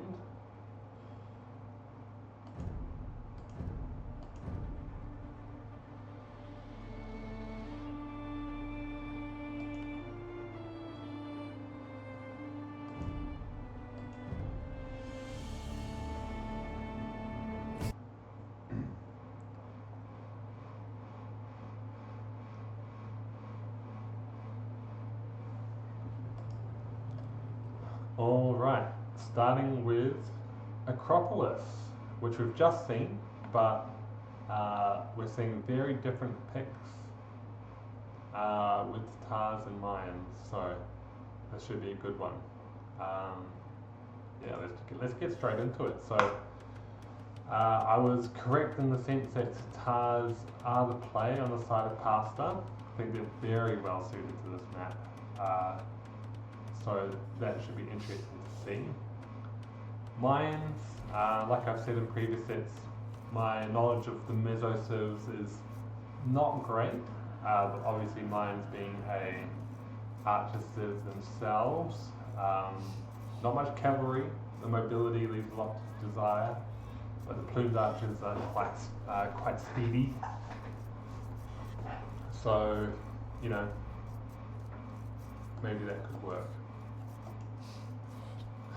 I like to see that we've got different colours coming to play, green versus yellow. I like to keep whatever colour the players choose to decide. I know a lot of people change the colours to the standard blue and red. But I think it shows a little bit of the personal flair of each player, what they choose in terms of colour. I think it's all part of it. Although I do understand people that have colour blindness or have some kind of vision thing going on. They find yellow to be quite difficult to see in Age of Empires. So apologies if that is any of the viewers, but for now I'll just keep yellow on. But of course, feel free to tell me if you would like the colour changed. I'm more than happy to change it. And I think that is a strategy people use, is to either pick yellow or grey to get that slight advantage in those cases. Maybe that's something that needs to change in Age of Empires, but I don't think it will change anytime soon, with yellow being the Viper's favourite colour to pick on competitive matches. I don't think they will take that away from him. I guess first thing to notice is that we've got 23 seconds idle TC time out of the gate here for Pasta. And if I'm being honest, whenever I started the game, I see all of these players, they have the perfect boom boom, house down, straight to a sheep, and maybe a couple seconds of idle TC time. I've never had the time or the patience to learn the hotkeys, learn the perfect start. I get away with about 8 seconds TC time, not knowing that perfect start, and I just kind of live with it. So, completely understand a bit of idle TC time at the start of the game, because out of anybody, I'm probably one of the most guilty of that. But yeah, so we saw in the last set nobody going for the pond, but we see the mines go for the pond here, and I think it's the right play. if you can get 450 free food, free in the sense that it's uncontested potentially, you do have to invest wood to get it, of course. You know, I think that's the correct play. How many villages can you get around one boar, eh? Got 11 right now, and we see one very low villager. But you know, the Tatars with their bonus, so Tatars are actually my favourite civ. They're the civ I play the most. I love that they have a little bit of flexibility with, you know, the opponent doesn't quite know if you're going to go for a scout rush or an archer rush, because they can play into both. I think that captures people off guard when they're expecting one thing and you come in with another. Really love Tatars for that, as we see Pastor getting housed. Love to see a house go up as soon as possible as he gets the villages around it. As actually we're seeing a dock from Pastor as well, so this is like the complete opposite of the last set where we saw no docks. We're seeing 2 docks, one on each side for Pastor and Alphakrit. But yeah, Tatar's been my favourite civ and perfect for this map with the Cab Archer play. I've got big hopes here for Pastor. And let's be honest, my favourite unit is what are they called actually? You know, the names are escaping me. I'm a bit tired on a Friday night, but their special unit, cavalry unit that generates gold for every hit that it does. That's the coolest unit. If you can actually generate resources, if you can raid your opponent, kill villages without even being hit yourself, you know, you got a potential source of infinite gold there. I think that unit is very underlooked in terms of the impact it can have. But we see Pastor know about that dock. Do we know about it? So we know about each other's docks, which, you know, we see the fire galley, we see the fire galley. So it's going to be a water war for this about 300 remaining food by the time these ships get out. And what I've seen on the side of, you know, the professional play, you know, I watch a bit of Platinum League, I watch a bit of Gold League. I just see some of these players, you know, use this to get a bit of an advantage, and if one player, you know, decides to invest in military, you know, you do have to invest gold, you do have to invest wood into these fire ships. Just let it go, you know. As we see the first hit there, you know, will we see like a repair here? Need to get this villager across. And there's a lot of free hits here on that fire galley. We're seeing a second fire galley on both sides. So this is a real kind of 4 lakes water war kind of situation. And it's going to be very close actually, as we see the repair actually for Alphakrit. So I think we're going to see this be lost for past that. Oh, 4 HP. You know, I think that's pretty critical. I think we're going to see Alphakrit take that pond. But then again, like I said, is it this important? You know, I would stop investing in fire galleys at this point. You know that the other side has 2, albeit very weak ships. One being repaired, although Pastor does not know that. I would probably give this up at this stage and focus on land. And we see skirmishes actually. So Pastor has seen something. What has he seen? He's seen the archery range on the side there. Yeah, and wise moves. We're not seeing any more contests for this water. But I think this is premature to go into the counter unit this early. You know, maybe you are, I guess, wanting to absorb whatever comes your way, but I think that's a very defensive play, and I've said it before, like, I'm a defensive player myself, you know, so I get pulled into this all the time. But in these tournament settings, I feel like the defensive player usually ends up being the one that loses the match, because you really want to be the one that takes initiative in these games and make the enemy respond to you. In a situation where they're at your door, you've got to get them out of your base, of course, build the defensive unit. Got no problem with that. But to go this much into defensive units before they've even reached the base, yeah, I think that's tough. And I would favour Alphakrit's position here, I think.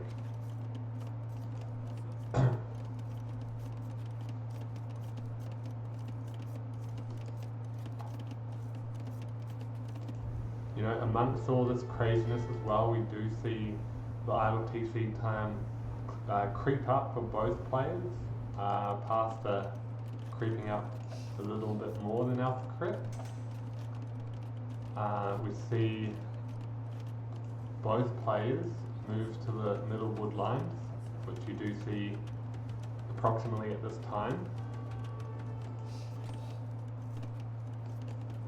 And this Eagle Warrior is going to be a real nuisance for these skirmishes, because yeah, it's just annoying. We're even seeing Town Watch for Pasta. Again, that is that really defensive play. And that is resources spent. Resources that could be spent on something else. You know, we saw that stable go down, but we haven't seen anything produced out of that stable. And you know, how much wood does a skirmisher, how much food, more importantly, does a skirmisher cost? You know, with 8 on the field, 2 well, it's got to be 9 now. You know, that's all food that could be used to go up to Castle Age. And you know, we see a lot of gold being floated here on the side of Pasca as well. Gold not being used, just sitting in the bank. With Alphakrit going up to Castle Age, sticking with the archers, even after seeing that response. But we have seen a little bit of diversification into the Eagle Warriors that can deal with that, to some extent, that is. Yeah, I don't even know why this, I guess he got Town Watch and put a watchtower up. What kind of vision does that give? It gives a lot of vision. You know, he's going to have a lot of vision of the enemy killing him in a second. You know, not to be disrespectful or anything, but you know, I just feel like those resources could have been used a little bit differently. And now you're going to be dealing with Eagle Warriors on top of this. Although they are getting distracted here by those villages, but they will get kills, which is not nothing.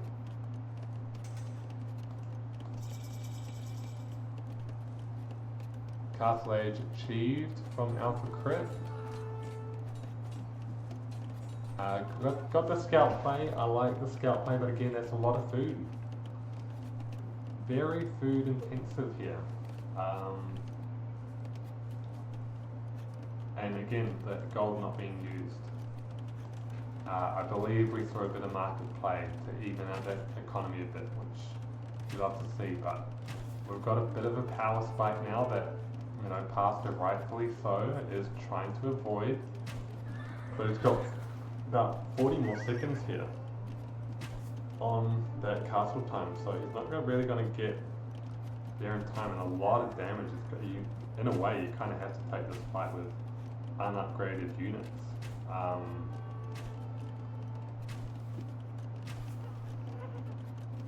Yeah, I think it's going to be a bit of a bloodbath, if I'm being honest. And again, I said in the last game, I haven't really seen archers on this map that much as we see Alphakrit. You know, the economy's booming there with 3 TCs. And this crossbow map is just wandering through. We see not much army here on the side of Pastor that can deal with this. I would potentially be buying more stone, although he has the stone to put up more towers. That's perhaps the only way to counter this kind of play. You know, we've even got archers just not even worrying about the towers, to be honest. And yeah, yikes. Big yikes. You needed to build a wall there. But I'm trying not to be overcritical because, you know, this is all stuff, you know, you get into these high pressure situations and it kind of all goes out the window. Trying to manage all of this. He's building that tower on that gold. He's trying to go for cav archers, what you want to get to, but he doesn't have the economy to maintain this, so I would perhaps stuck with the skirmishes. Maybe I said maybe take the fight, which he did lose. You know, maybe the play was just to abandon kind of economy and go where the enemy isn't and try to get that skirmisher upgrade in which you can deal with this. But yeah, it's so tough for me to criticize because I've been in this situation many times, and Alphakrit looks to have this build order and this approach down pat, all kind of snowballing from this water play, this great water play at the beginning. But yeah, the economy is just flying at this point for Alphakrit. So really impressive stuff here. He's even gone into Eagle Warriors and is producing them. Got 3 barracks on the floor. So we will see that. These cav archers should be taken down. Just missing. But you know, two cav archers chased by quite quick Eagle Warriors and running to the base. Yikes! You need to get a mass of cav archers to be really effective here. This army could be a little more effective, I suppose. And these units are just going for a bit of a walk around. But we've got a lot on stone here for Alphakrit, so he's trying to get to that castle. These units are definitely going to be annoying. There's no doubt about that. But they may be, no, Pastor's paying attention. These cav archers are Pastor's only hope. But we'll see some Eagle Warriors come to clean up the mess here. But, you know, if Pastor's attention is here, that would tell me that his attention perhaps should be somewhere else. He does seem to be producing knights.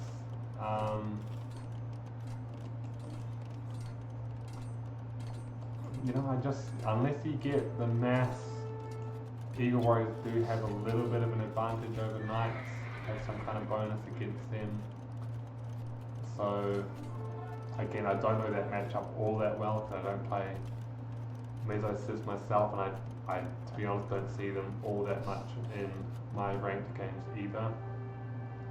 But I think Pastor just knew it. He probably took a little bit of a glance at the score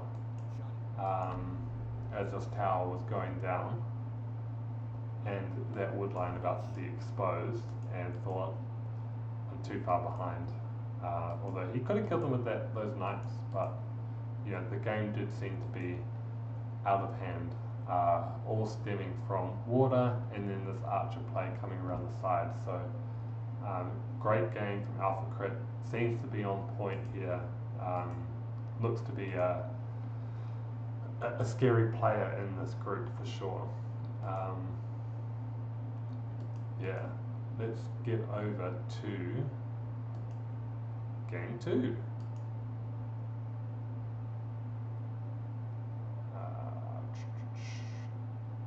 Which is ravines, it would seem. Although, is that correct? I feel as though that would have been Alphakrit's map. It should be Jungle Swamp. Let me just check that very quickly. Actually, I don't think I can check that. I think they've played Ravines next. I think it's game 2. So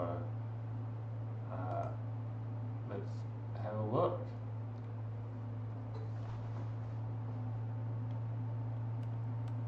Alright, we'll get straight into it now. We can see the elos now here as well. So a bit of a elo advantage for Pasta here, maybe just 50 or so.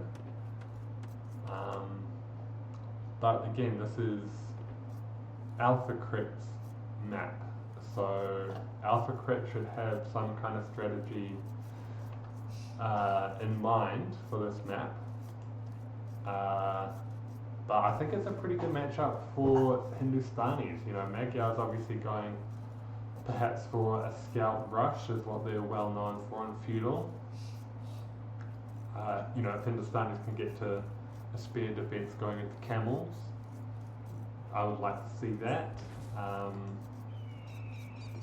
But then obviously Magyar Cav Archer is really dangerous, and this map does lend itself to mobility. It'd be pretty hard to wall, although, you know, there are little gaps, but they are quite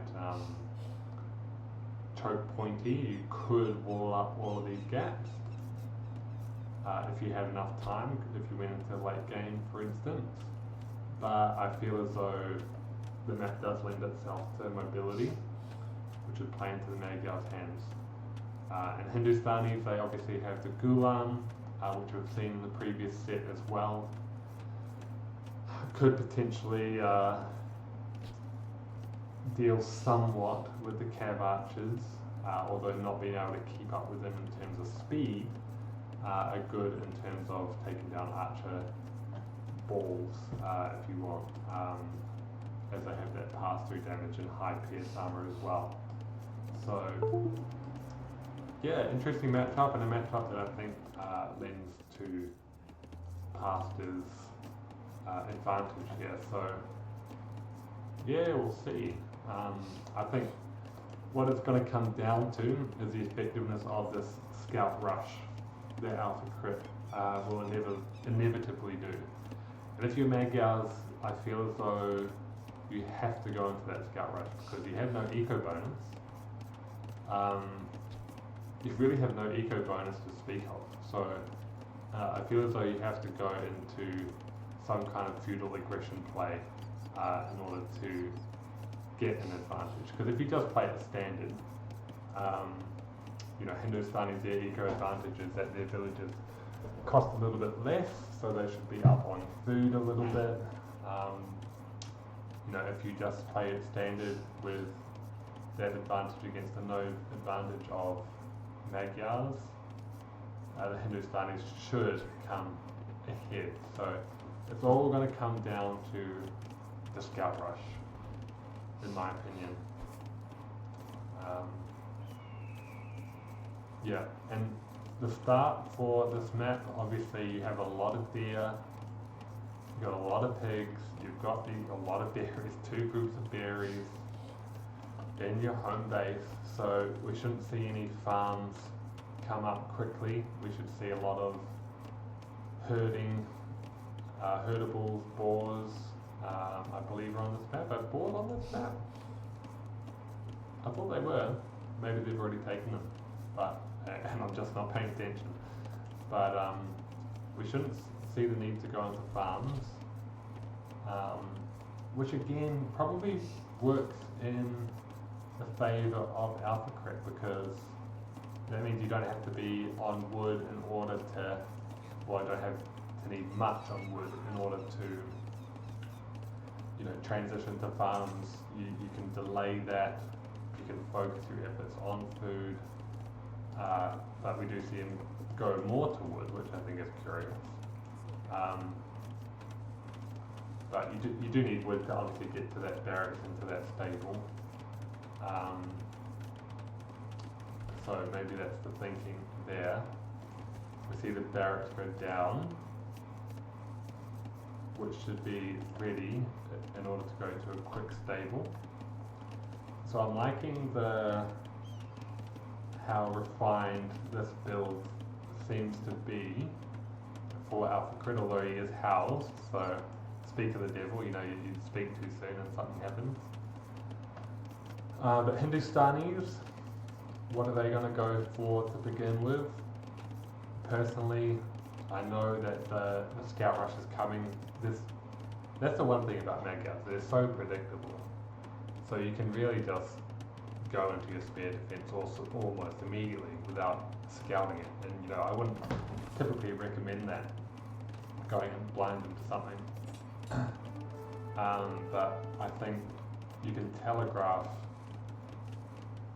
the Magyar play so easily that you just kind of get your barracks down, which Pastor has done, and do some preemptive spears, because what else is going to be? He is going to try and counter with some stable units of his own, and I just think that's a mistake, because I guess you want to match mobility with mobility, but I feel as though you're not going to win a scout battle with Magyars, because you know, they get free forging, so they're already one up.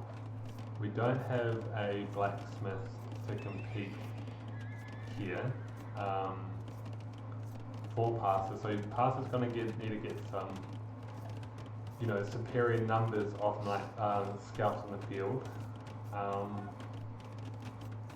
And you know, with 6 on food and 13 on wood, those numbers aren't going to come. So I'm a little bit concerned as this bidder just seems to be floating in midair. Very cool, very cool.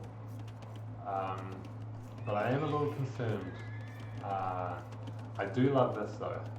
You want to create a choke point where the scouts have to run into a choke point. You've got a spearman ready, so he has taken that on board. So love that.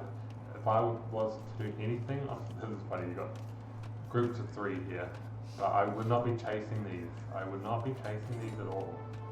I would be trying to avoid these scouts as much as possible and trying to loop back and put the pressure on the enemy base. I would not be taking a one-on-one kind of fight. You want to loop around, take it to the enemy, as this is obviously the original scout not taking off standard ground yet. Actually, that wood line is completely protected now, so that's interesting. So he is thinking ahead to that possibility. We are thinking of walls to reduce that Magyar mobility advantage, or that style that they like to go into. So that's very nice. I like that a lot on the side of Pastor. We're seeing the same for Alphakrit. He may think that this is walled off. Well, my apologies, it is walled off. So, you know, he's got that whole side walled, and he's actually just about got the full walls. The gate, that is impressive. This is stuff that I can never pull off. So, mad respect to Alphakrit there, getting those quick walls down. He's obviously got the hotkeys going, but you know, that spearman might run out. But we see a fully walled Magyar Civ. We see the Scout Cavalry here. Apologies, have not been tracking them. Thank you very much for the follow. Very much appreciated. Welcome to the stream.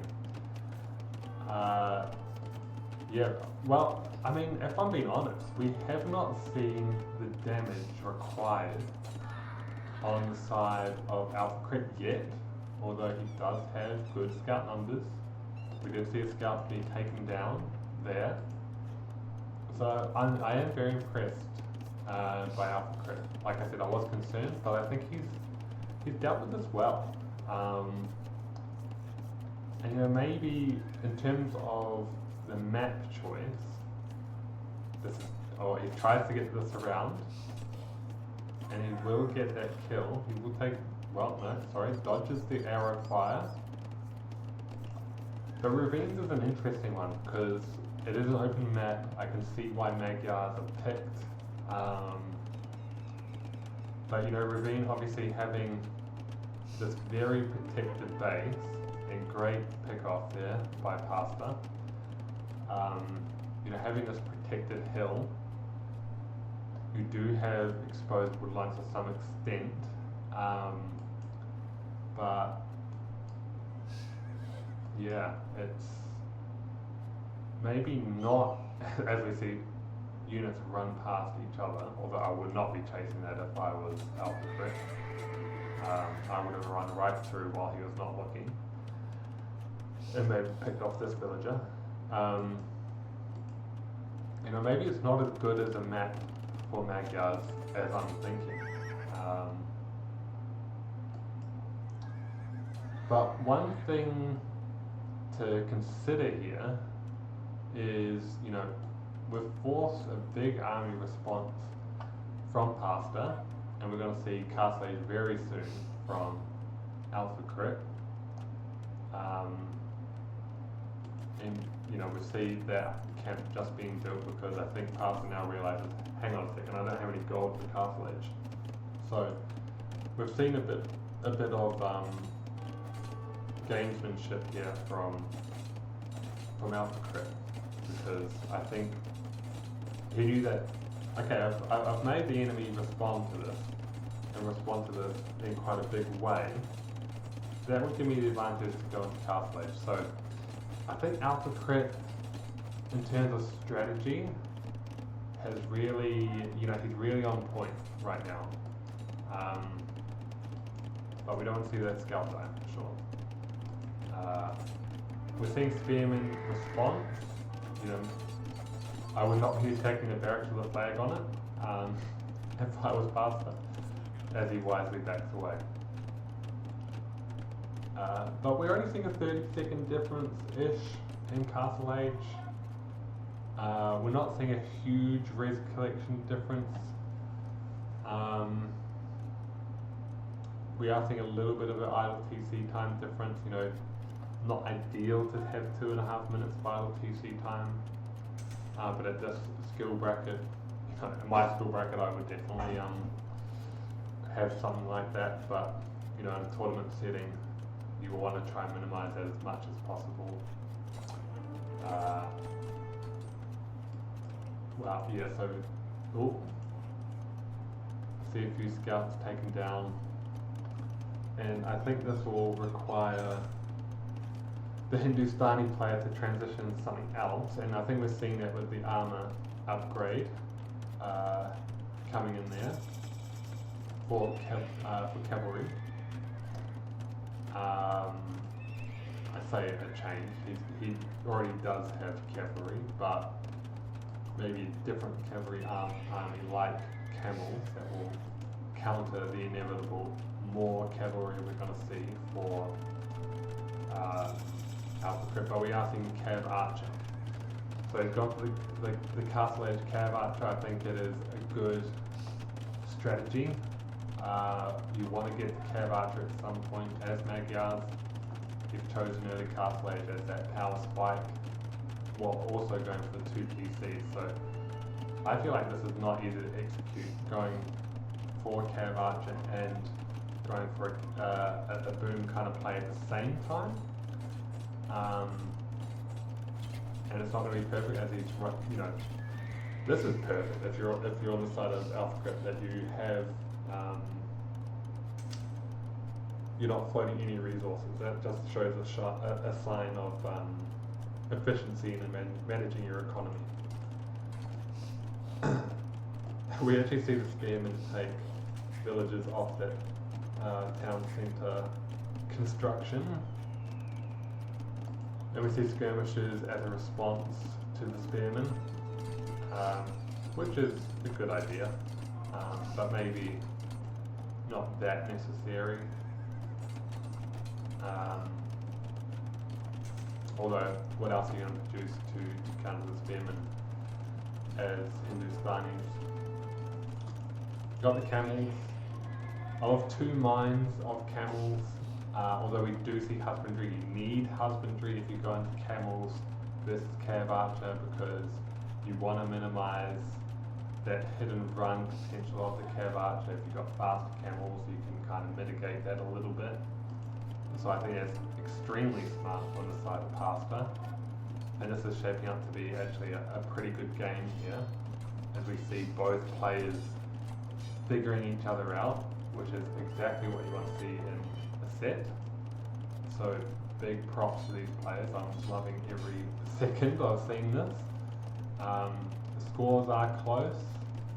We do have a bit of an eco lead for Alphakrit, whose eco is seemingly on point. The management of resources is on point. We're seeing 600 gold floating here for pasta. So I would like to see that managed just a little bit better, not floating so much gold, although, you know, he could have Imperial Age in mind, but, you know, unlikely, I would say at this point, especially when you've got to deal with something just like this. This house, is this a house back here? What is stopping? There's a house hidden behind these trees. If you have big trees on like I do, I hate putting on small trees. Just looks so ugly, eh?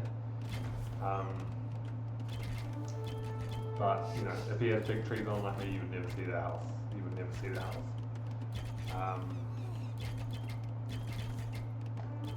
Yeah, I'd be heavily going into skirmisher at this point. If I was Alphakrit, maybe Scorpion would also do the trick. But I'm not quite seeing that response yet. I'm seeing camels. I think you need more camels, and they're already through. So this is, and we're not seeing the quick response yet. But this could be trouble. We do have enough TCs here to kind of pop in and out, and we might see a bit of this hit and run play. Do we have husbandry on these? I didn't look at that. I know we have husbandry on the side of pasta.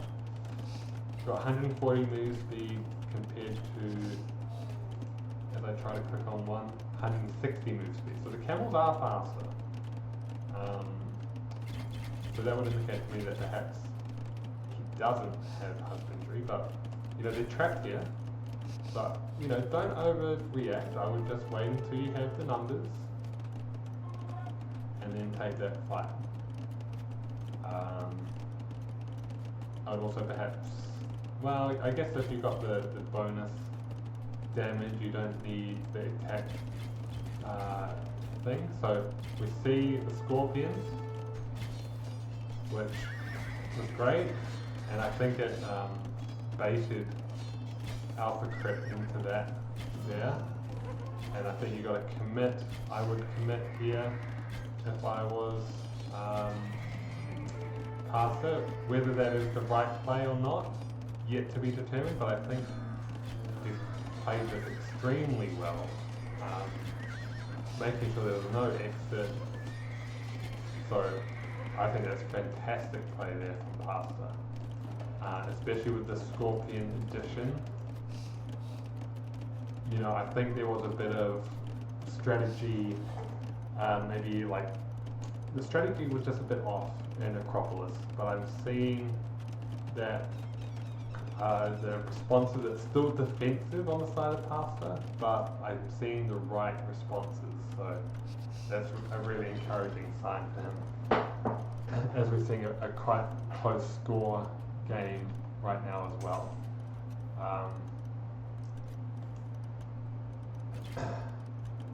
Or you could potentially take that fight. You do have the numbers, but there are pikemen available as well. And we're going for bowsword. So, you know, I'm a type of player that, actually we're seeing Hunter Injury now on the side of Alphakrit, but I love to favour economy upgrades in my games, probably to my detriment. Maybe I focus too much on it, then maybe get overrun by a rush I wasn't expecting. But as we see, also wheelbarrow. But we're also seeing a bit of a villager drop-off for passes, so that's something I haven't quite been keeping track of.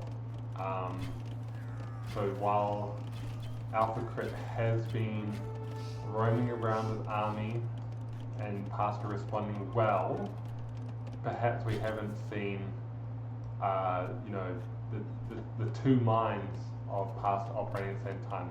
He's focused on army, done well, but maybe not focusing so much on economy, as we see 18 minutes of idle PC time. So that is, you know, maybe a flaw here for Pasta, but we do see Scorpions. This is the right response. So yeah, this is an interesting batting. I think there's a lot of encouraging signs here for Pasta,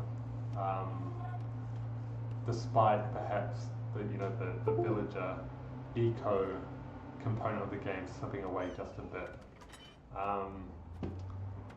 We're seeing a town centre and we're seeing barracks. So I think we're thinking pikemen. Yep, and we're seeing more and more pikemen being built.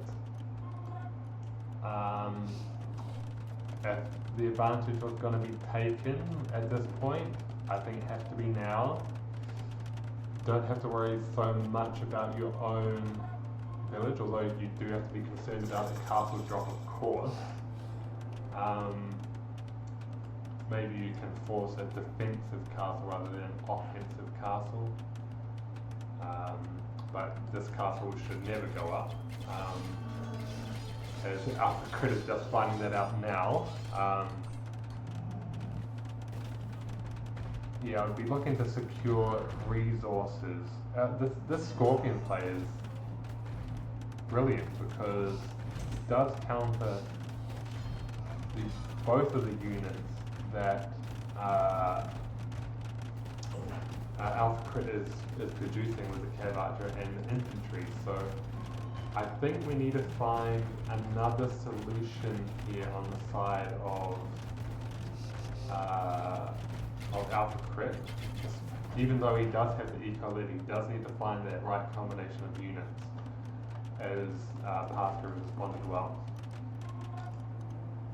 Going to see Magyar Hussar. Now, that's interesting because Magyar Hussar obviously has the advantage against siege, and maybe that's the play against the Scorpions, but can they reach the Scorpions?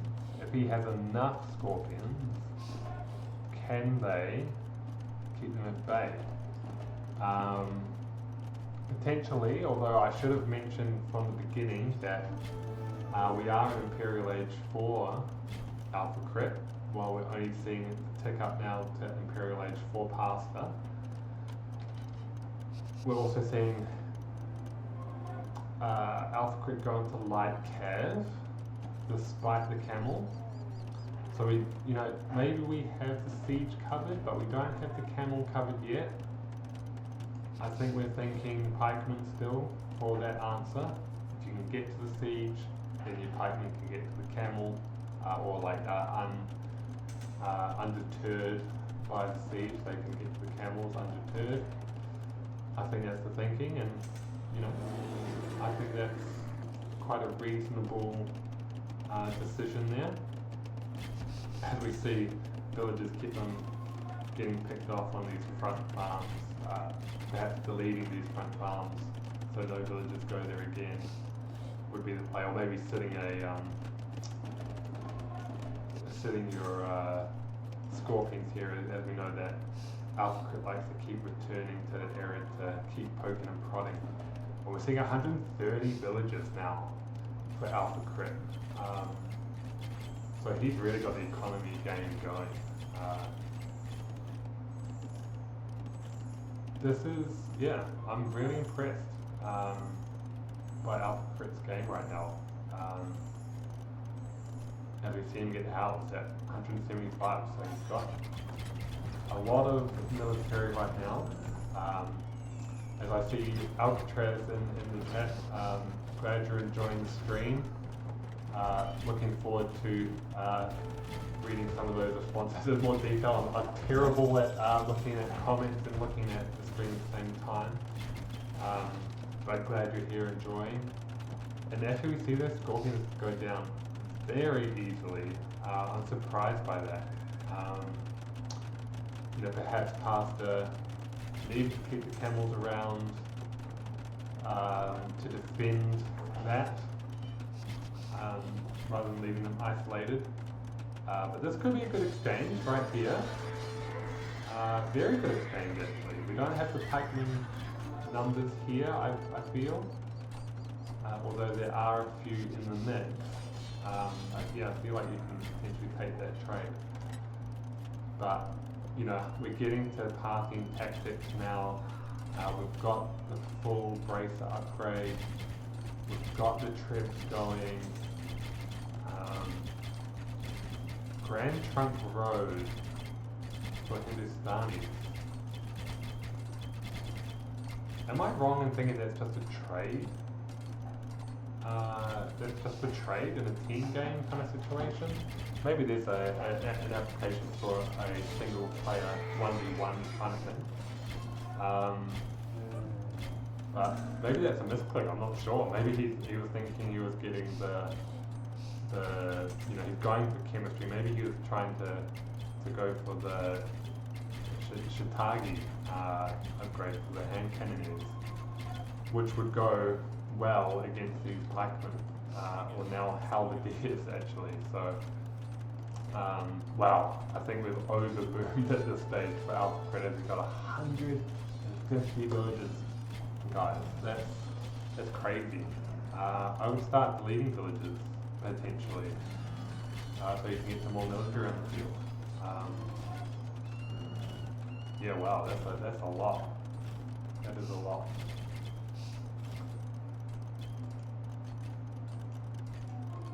I think these trebuchets can get to work. Yeah, what are they going to go for? Are they going to go for the gate, potentially? Monastery, it looks like. Almost taken out one hit.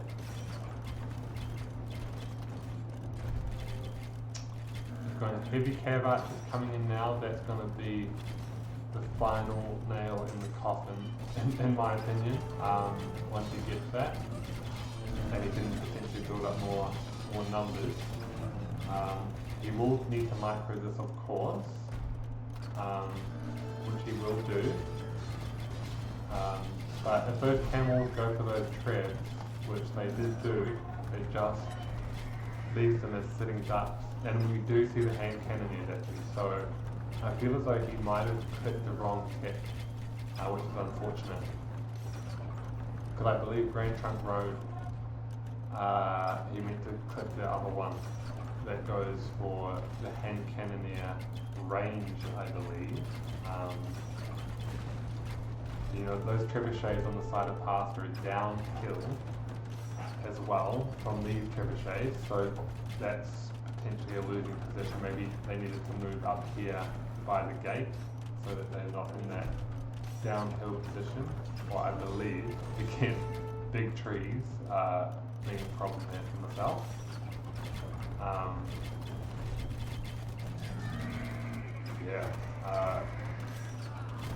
It's so tough when they go to get to this Cav Archer timing. As we see, 159 villages on the side Alphakrit. It's going to lead to a big economy lead, but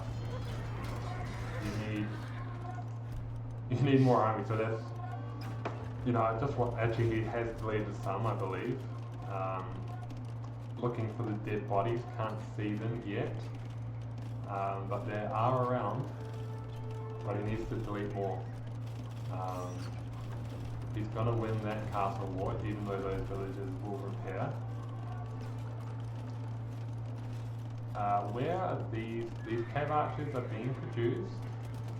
These hussars are coming out as well. Don't want to run them into the enemy, of course, but you know, setting your rally point to the wrong point is a key failure of my own as well. So, yeah, they're only hussars as well, of course. They are nearly fully upgraded as well. Need to reset that rally point though. This has the potential to be a resource sink with villages not putting the resources but repairing with no potential recourse yet. There are treks ready to go, but they're not unpacked yet. So we are seeing this game go a little later than I would have expected. And we are seeing, you know, the tide, I think Alphakrit's kind of taken its finger off the pulse here a little bit, you know, with the rally points and such. But I think he still has the units to deal with whatever Passer can throw at. But I think Passer's played a really good game. I don't think two-man saw is needed. However,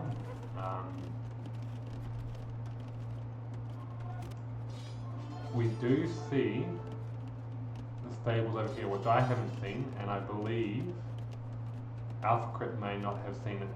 Well, yeah, Alphakrit probably hasn't seen it, but these could have just come through and caused havoc, especially if you kind of get them to the back here, away from the town centres. I just don't think either player is paying attention there. And actually, on the other side of the equation, we see Alphakrit doing the exact opposite. Doing the same thing, but the opposite happening. Instead of Passer coming through, we see Alphakrit through. We do see that attention to detail coming through now though, but this is going to be very annoying for Passer, and he's going to look at his face and go, hang on, where are all my farmers? And we're seeing the creep through now as well. For Alphakrit, we see that castle go down. We see, you know, these guys are friends. Why can't they just all be friends, right? Like, they're just sharing some gold. Why can't everybody do that? I wonder why this castle's not firing it. Yeah, that was my thought. Friendship doesn't last forever. But we're seeing Hussar on the side of Pastor for those raids. Again, attention to detail, these need to run through. But we do see those preemptive halberdiers in there to deal with that. Don't want to waste these cav archers, of course, but we do have trebuchets firing on that castle, a downhill castle as well. You know, I didn't mention that at the beginning. Very interesting castle placement. You don't want to put your, I know the map is called ravines, guys, but you don't want to put your castle in ravines. You don't want to put your castle at a disadvantage, which is not ideal. Even something like this is so disruptive. All of those farmers seem to have either moved or have been killed. And even two hussars back here when there's no town centres around this eco, no spearmen to defend, that is tough. You know, I find this is a tough game for Pastor because I think he played very well. The Alphakrit has just been on point, as he calls the DG, so I think that was a great game actually. Like, I think both players played super well. We do see the transition into hand cannoneers, You know, we saw that a little while ago for pasta, but you know, like I said, this is a mobility map. Hand cannoneers are not a mobility kind of unit. For me, I kind of see them almost like an arena kind of unit, where you can kind of focus your energy up the middle. You've got this power unit. It doesn't have to be fast, and you can kind of, you know, stake your claim on one area and not worry about other areas. But if you've got hussars running through your base, you've got cav archers, you've got castles and all these different places, you've got lots of different fronts that you're trying to manage. You know, I think the hand cannoneer is not necessarily the play. I don't know what the play would have been. Maybe Gulam, you know, they have a bit of mobility themselves, being quite fast. Maybe can deal with cav archers appropriately, maybe not like a direct counter, but you know, has a chance if you manage your army well. Could be good. I thought this was a good idea from Pasta.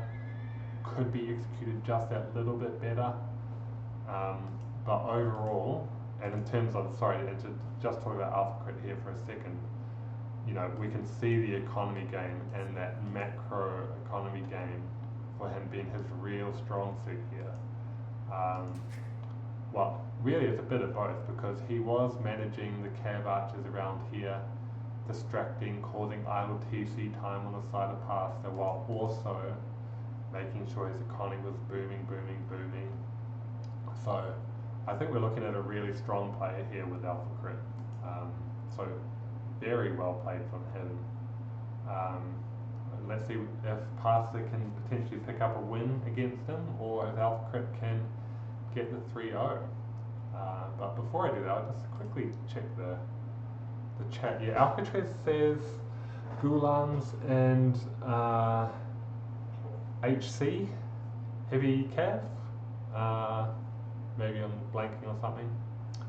But yeah, I would have said Gulams as well, to be a good thing. Hand cannons, yeah, of course, hand cannons. My bad.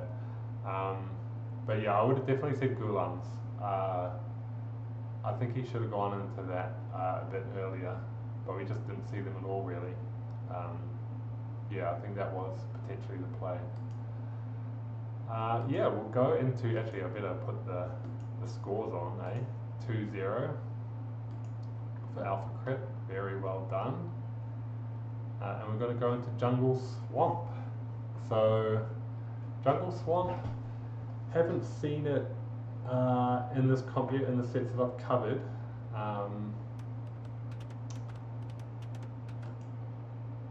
Jungle Swamp, see, I thought perhaps Jungle Swamp was the map where you couldn't access this water area being surrounded in trees, but it looks like there are gaps in the trees. And is that because, is this kind of a map adaptation, or is this just part of the standard map? I know that they've custom built these maps specific for this tournament, so it could be a custom element there. I also like the addition of berries here. Whenever I see berries, I think Franks or Portuguese with their berry bonuses. They could be a potential civ to pick on this map if I was to think of strategies if I was playing in the tournament. But yeah, interesting map that also lends itself to a bit of mobility, I think, especially if there are open trees in the map. Pasta going for Byzantines. I never have that much to say about Byzantines other than they're a good adaptive civ, a bit of a defensive civ that you respond to whatever your enemy throws at you. I kind of think of them in that way. You can kind of think of them in terms of their castles, you know, like an aggressive castle is hard to take down if you're going to get into a castle war because of that higher HP. So, you know, Byzantines kind of playing that style, whereas I feel Lithuanians, you know, they're a bit of both.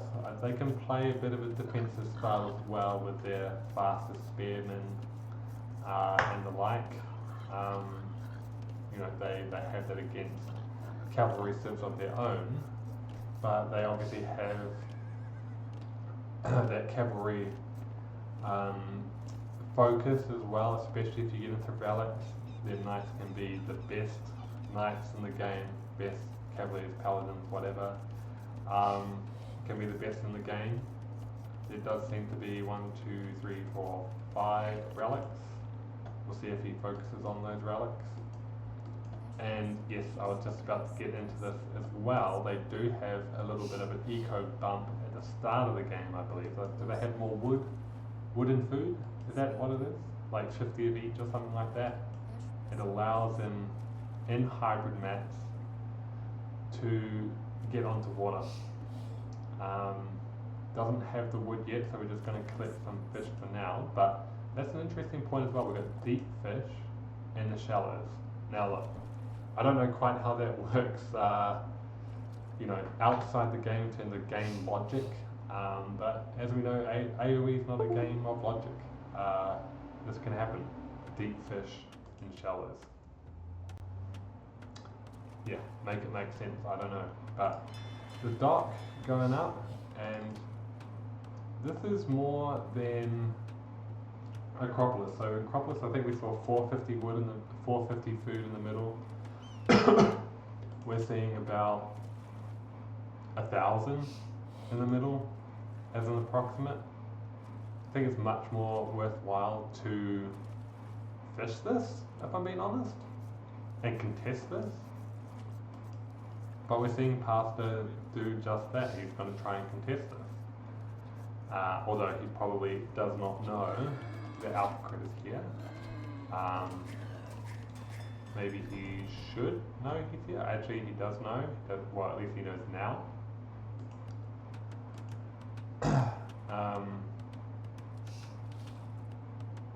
But we did see in Acropolis that there was a fight for water, and it was a close battle to begin with, but I think it did definitively go in the favour of Alphakrit. So maybe I would see an adaptation of strategy here for Pasta. Maybe this is a little bit too crazy to say, but maybe you want to get 2 dots down, so you get the advantage there. But, managing the resources in that situation could be difficult. We are seeing a much earlier feudal time for Alphakrit, so he's going to get that fire galley up quickly. So if you are to win this middle battle, I would say double dock. We're going to get a lot on food, a lot on gold, so that would indicate to me that he is going to try and do everything he can to contest this. I think he's going to be disheartened when he sees that feudal time, being a good minute ahead of his. In terms of a water battle, guys, like, a minute is a lot. If you're a minute behind in the fire galleys, that can hurt, and that can hurt a lot. Yes, the double dock, there is a chance. This is exciting. I want to see how this kind of plays out. Well, he's seen it. He's seen that it's double dock.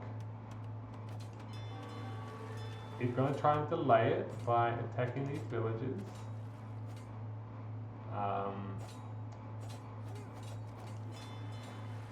We're still not in feudal. That would be making me nervous. Very nervous. I think at least you can expect these fishing ships to go down as we just quickly turn to the land economy. We see a stable coming up for Alphakrit, so that's how he's going to transition to land. Once he deals with water, however that may go, that's going to be his land strategy. We see only 3 on food for the Byzantine player. And Alphakrit is on point, guys. Like, scout on 2 HP, killing a villager, he's just on fire. Like, how do you compete with that? And I think this is extremely smart from Alphakrit. This tells me that his strategy is so on point. He's seeing the double dot. He's going to see this huge investment in the fire ships. He's like, you know what? You can have it. You can have the lake, bro. Because you've just wasted all those resources on fire ships countering something that is not going to turn up.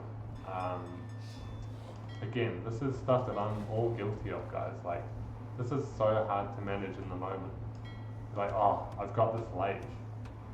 You know, he's not going to be able to contest this. And then you realise that's exactly what he wanted me to do. He wanted me to invest in those fire ships.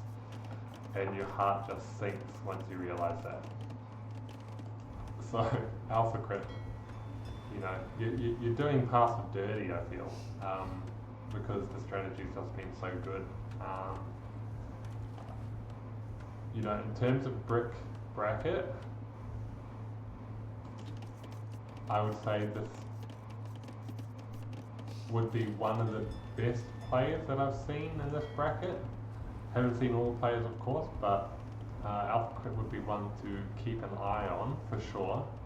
With this level of strategy, with the level of attention to army balanced with economy, for a 1200 player, I find that this to be quite impressive. You know, even paying attention to this, he knows the spearman is there, turns away at the right moment when his attention could be somewhere else on the map, and he notices. So that's impressive. Going into the archery range, he knows, okay, just like the fire ships, right? He's like, I got the right response. The response is no action. I don't want to do any more on there. You've wasted resources on fire ships. He's seen the spearman. I'm not going to invest in any more scouts, although he does invest one more. But he's going to respond to archers, which is the response to spears. So he's just responding so quickly, guys. And even though the score is close, I think it might be a little bit deceiving. It might be a little deceiving. Because I think strategically, the numbers of villages the same, actually a little bit of an advantage for Pastor, but I think he's kind of moving the game into a position that he wants. If you think about, even though score's even, what would you want to see on the field? Would you want to see 5 spearmen, which are contributing to the score, or would you like to see 4 scouts and a couple archers? Personally, and you know, and this is contributing to score as well, which has been unused. I would want to see the composition here for Alphakrit and the map dominance. As we, even with all these spearmen, he is getting a villager kill here and there. So on a map like this, you can't necessarily cover all your bases with the spearmen, which is interesting. And we're seeing walls at the same time.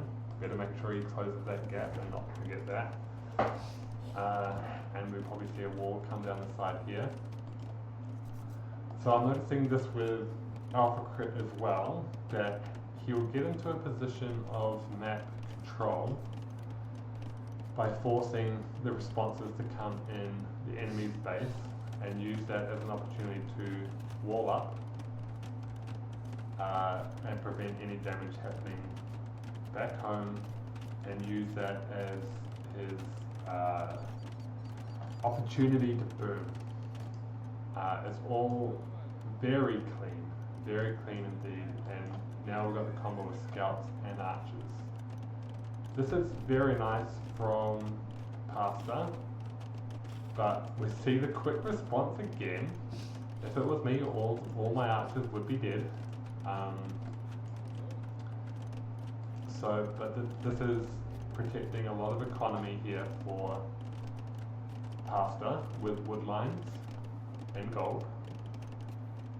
You could potentially sit your archers right on the edge and be fine, but he does have an archery range here. But you know, I feel as though this is a bit of a repeat of game one, where you know, you're forced into that skirmisher play, which is fine. That's not so much of an issue, but if your army composition is 2 counter units, spears and skirmishers, then it's a problem. You need to have your own power unit. And we're just not seeing that power unit.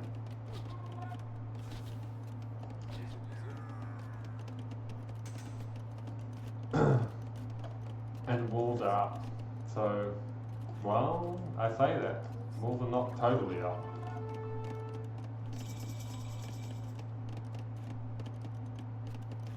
We see the castle age come into play.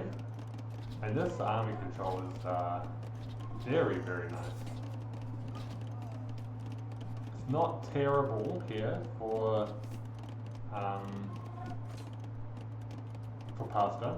He's got the right units tracking the right units, so don't hate that at all.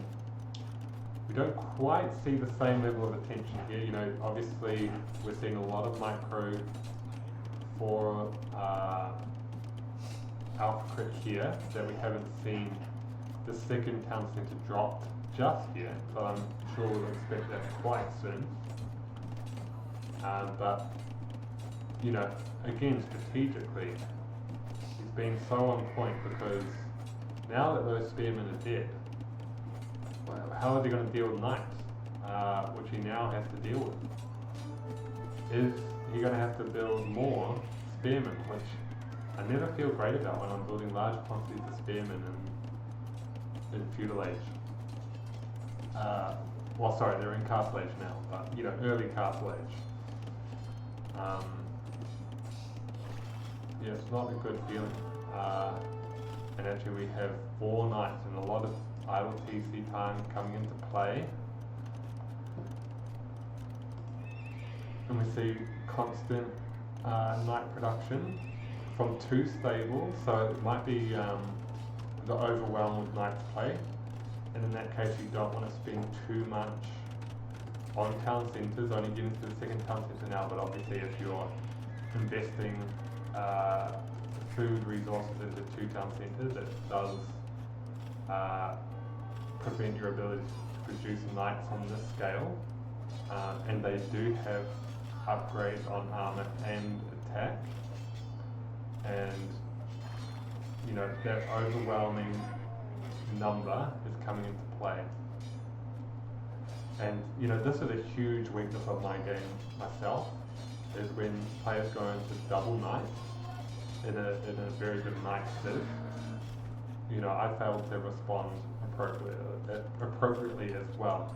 But I can see Pasta getting there though, because he's getting the monk production.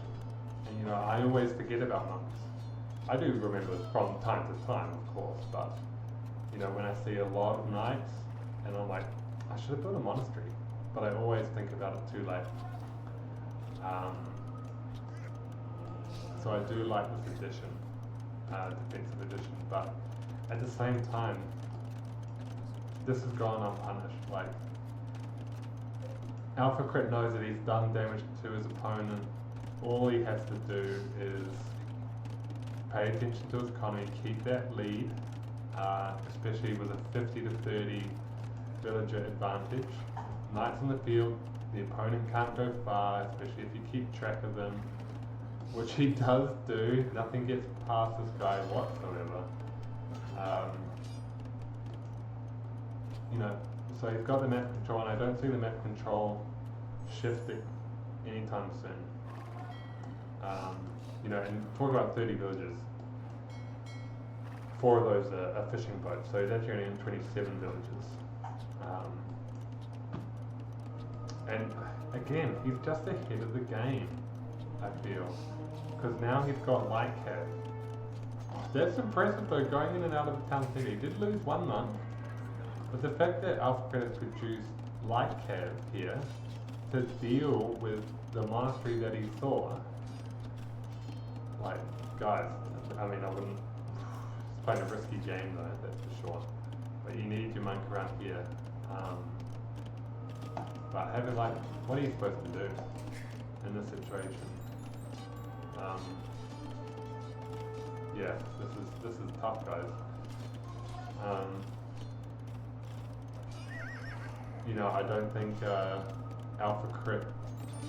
Sorry, I don't think Pastor wants to go down without fight, but it's looking pretty tough, guys. As we see another monk go down. Ooh-wee.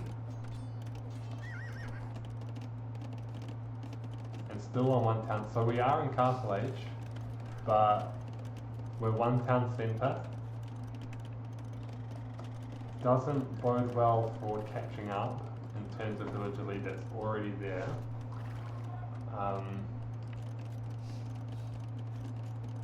You know, we're so confident on the side of Alphakrit that we've deleted those walls. I know they've deleted them because the town centre is now there to protect. And it just gives your villagers more mobility to get that wood and such. You know, but I would probably want to see a, you know, if I was to nitpick, which is hard to do when you're in a position that Alphakrit is in. I would have put a siege workshop here, but Alphakrit has decided for that castle, which I'm fine with. I think that's a great addition. He's going to lose all these light cav though, but he knows that it's not the pikes that is the issue, it's the monks.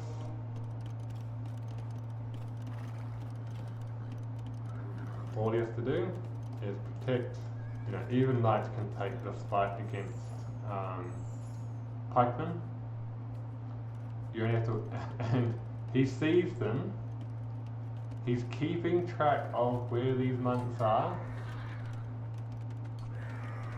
He's only got 2 now. But this castle's going up, like, undoubtedly.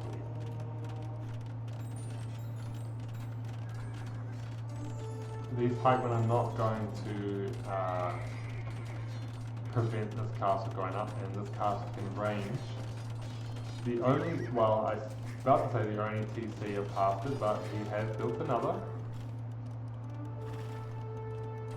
And these pikemen are going to go down, and this TC is under threat. 80 villages on the side of Alphakrit. We've got hussars in the back of the base, going to kill more villagers. That villager lead is only going to extend. We've got Imperial Age for Alphakrit. He's going to get the 3-0, guys, you know. You know, I find 3-0s pretty hard to come by, in the sense that, you know, with the Civ draft, players at our level cannot practice every map. You know, I can't practice Jungle Swamp when I'm practicing my preferred maps. So you're going to get people that are, you know, good on their maps and not good on other people's maps. So getting 3-0s is quite difficult in that regard, but we see Alphakrit get the victory. I have failed to look at the stats during these sets, but you know, I think the stories have told themselves in these sets. As we all, guys, you know, I keep on saying it whenever I cover these sets. When I do look at the stats, I look at the APM because it's very indicative of the skill level. I've said previously, you know, sometimes I'm in the high 20s, low 30s, just like Pastor. But when you're playing up against a player that has a APM of 70, that can be quite difficult to overcome, especially when you're seeing, it could be equal or even in the favour of Passer in terms of economy. But when you're seeing APM of 59 to 20 in military, the micro is just there. Like, it's hard to win those battles, those military battles, when there's that kind of discrepancy. So yeah, made respect to both players. I think Alphakrit well prepared and just had kind of solid game plans, solid micro, along, matched with that macro economy play. I think Passer should still be pretty proud of his game too, because I saw a lot of adaptation, some quick thinking. He did take it to Alphakrit in that game with everything that was going on in that game, multiple fronts, managing those fronts, coming up with the counter units to some extent, although there could be some refinements there. But I think he should be pretty proud of that game too, and kind of take that into the next set, because I think there was a lot of potential there. But in terms of Alphakrit, I can only see him being a favourite of the group, or at least being top 2 going into the quarterfinals and semi-finals. I would expect that from him after this showing. So yeah, he's definitely one to look out for. Just have a look at the chat, and now we actually have Alphakrit in the chat. He says, I'm GMT -6, so I just woke up, wish I could see this. Well, I will tell you that I post my videos to YouTube, so you will see that there.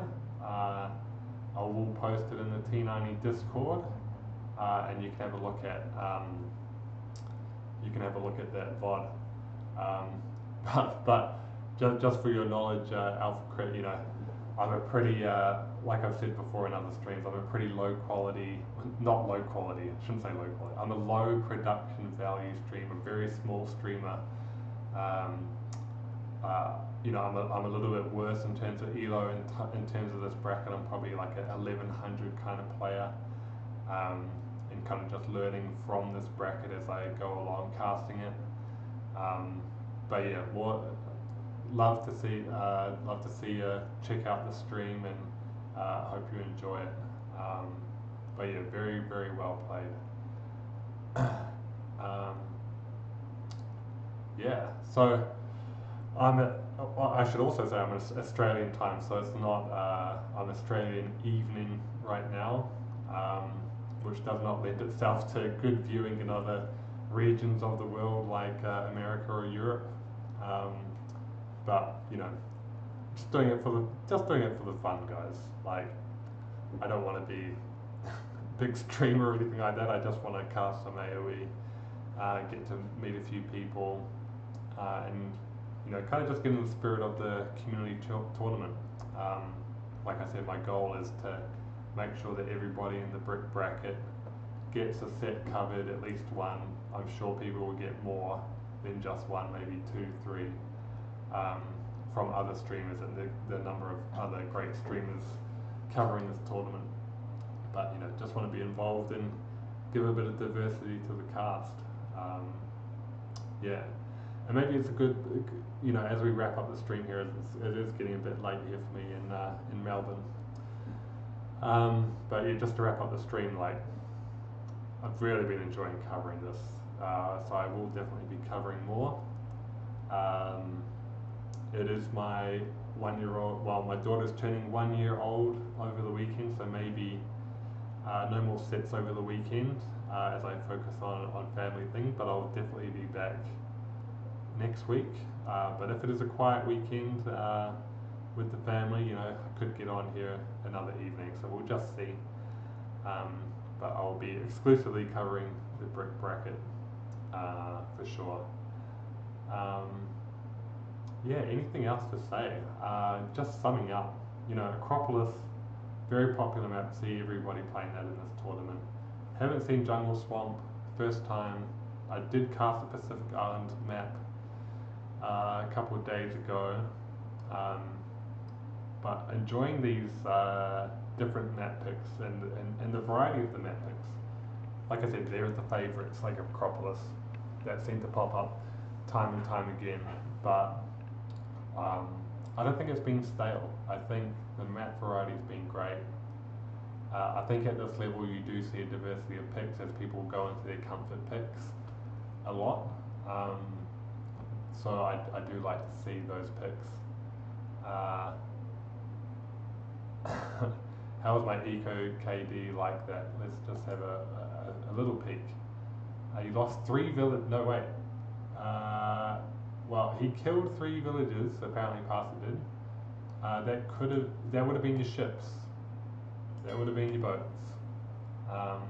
Whether you had 2 and then you lost a villager elsewhere somehow, maybe the villager that built the dock, maybe. That's probably what I would think. But 30 eco kill. Although, yeah, you're talking about the 4. You lost 4 villagers, so you must have lost one to a wolf somewhere. Yeah. But 30 to 4, I don't think you've got anything to complain about. Yeah. Anyway, I'll leave it there. But glad to see the people come along and check the stream out. Appreciate the support, guys. I really do. And I again look forward to casting more. But yeah, I'll catch you guys next time. Not complaining about the set at all. No, I don't think you should. You played extremely well. Alright guys, catch you later.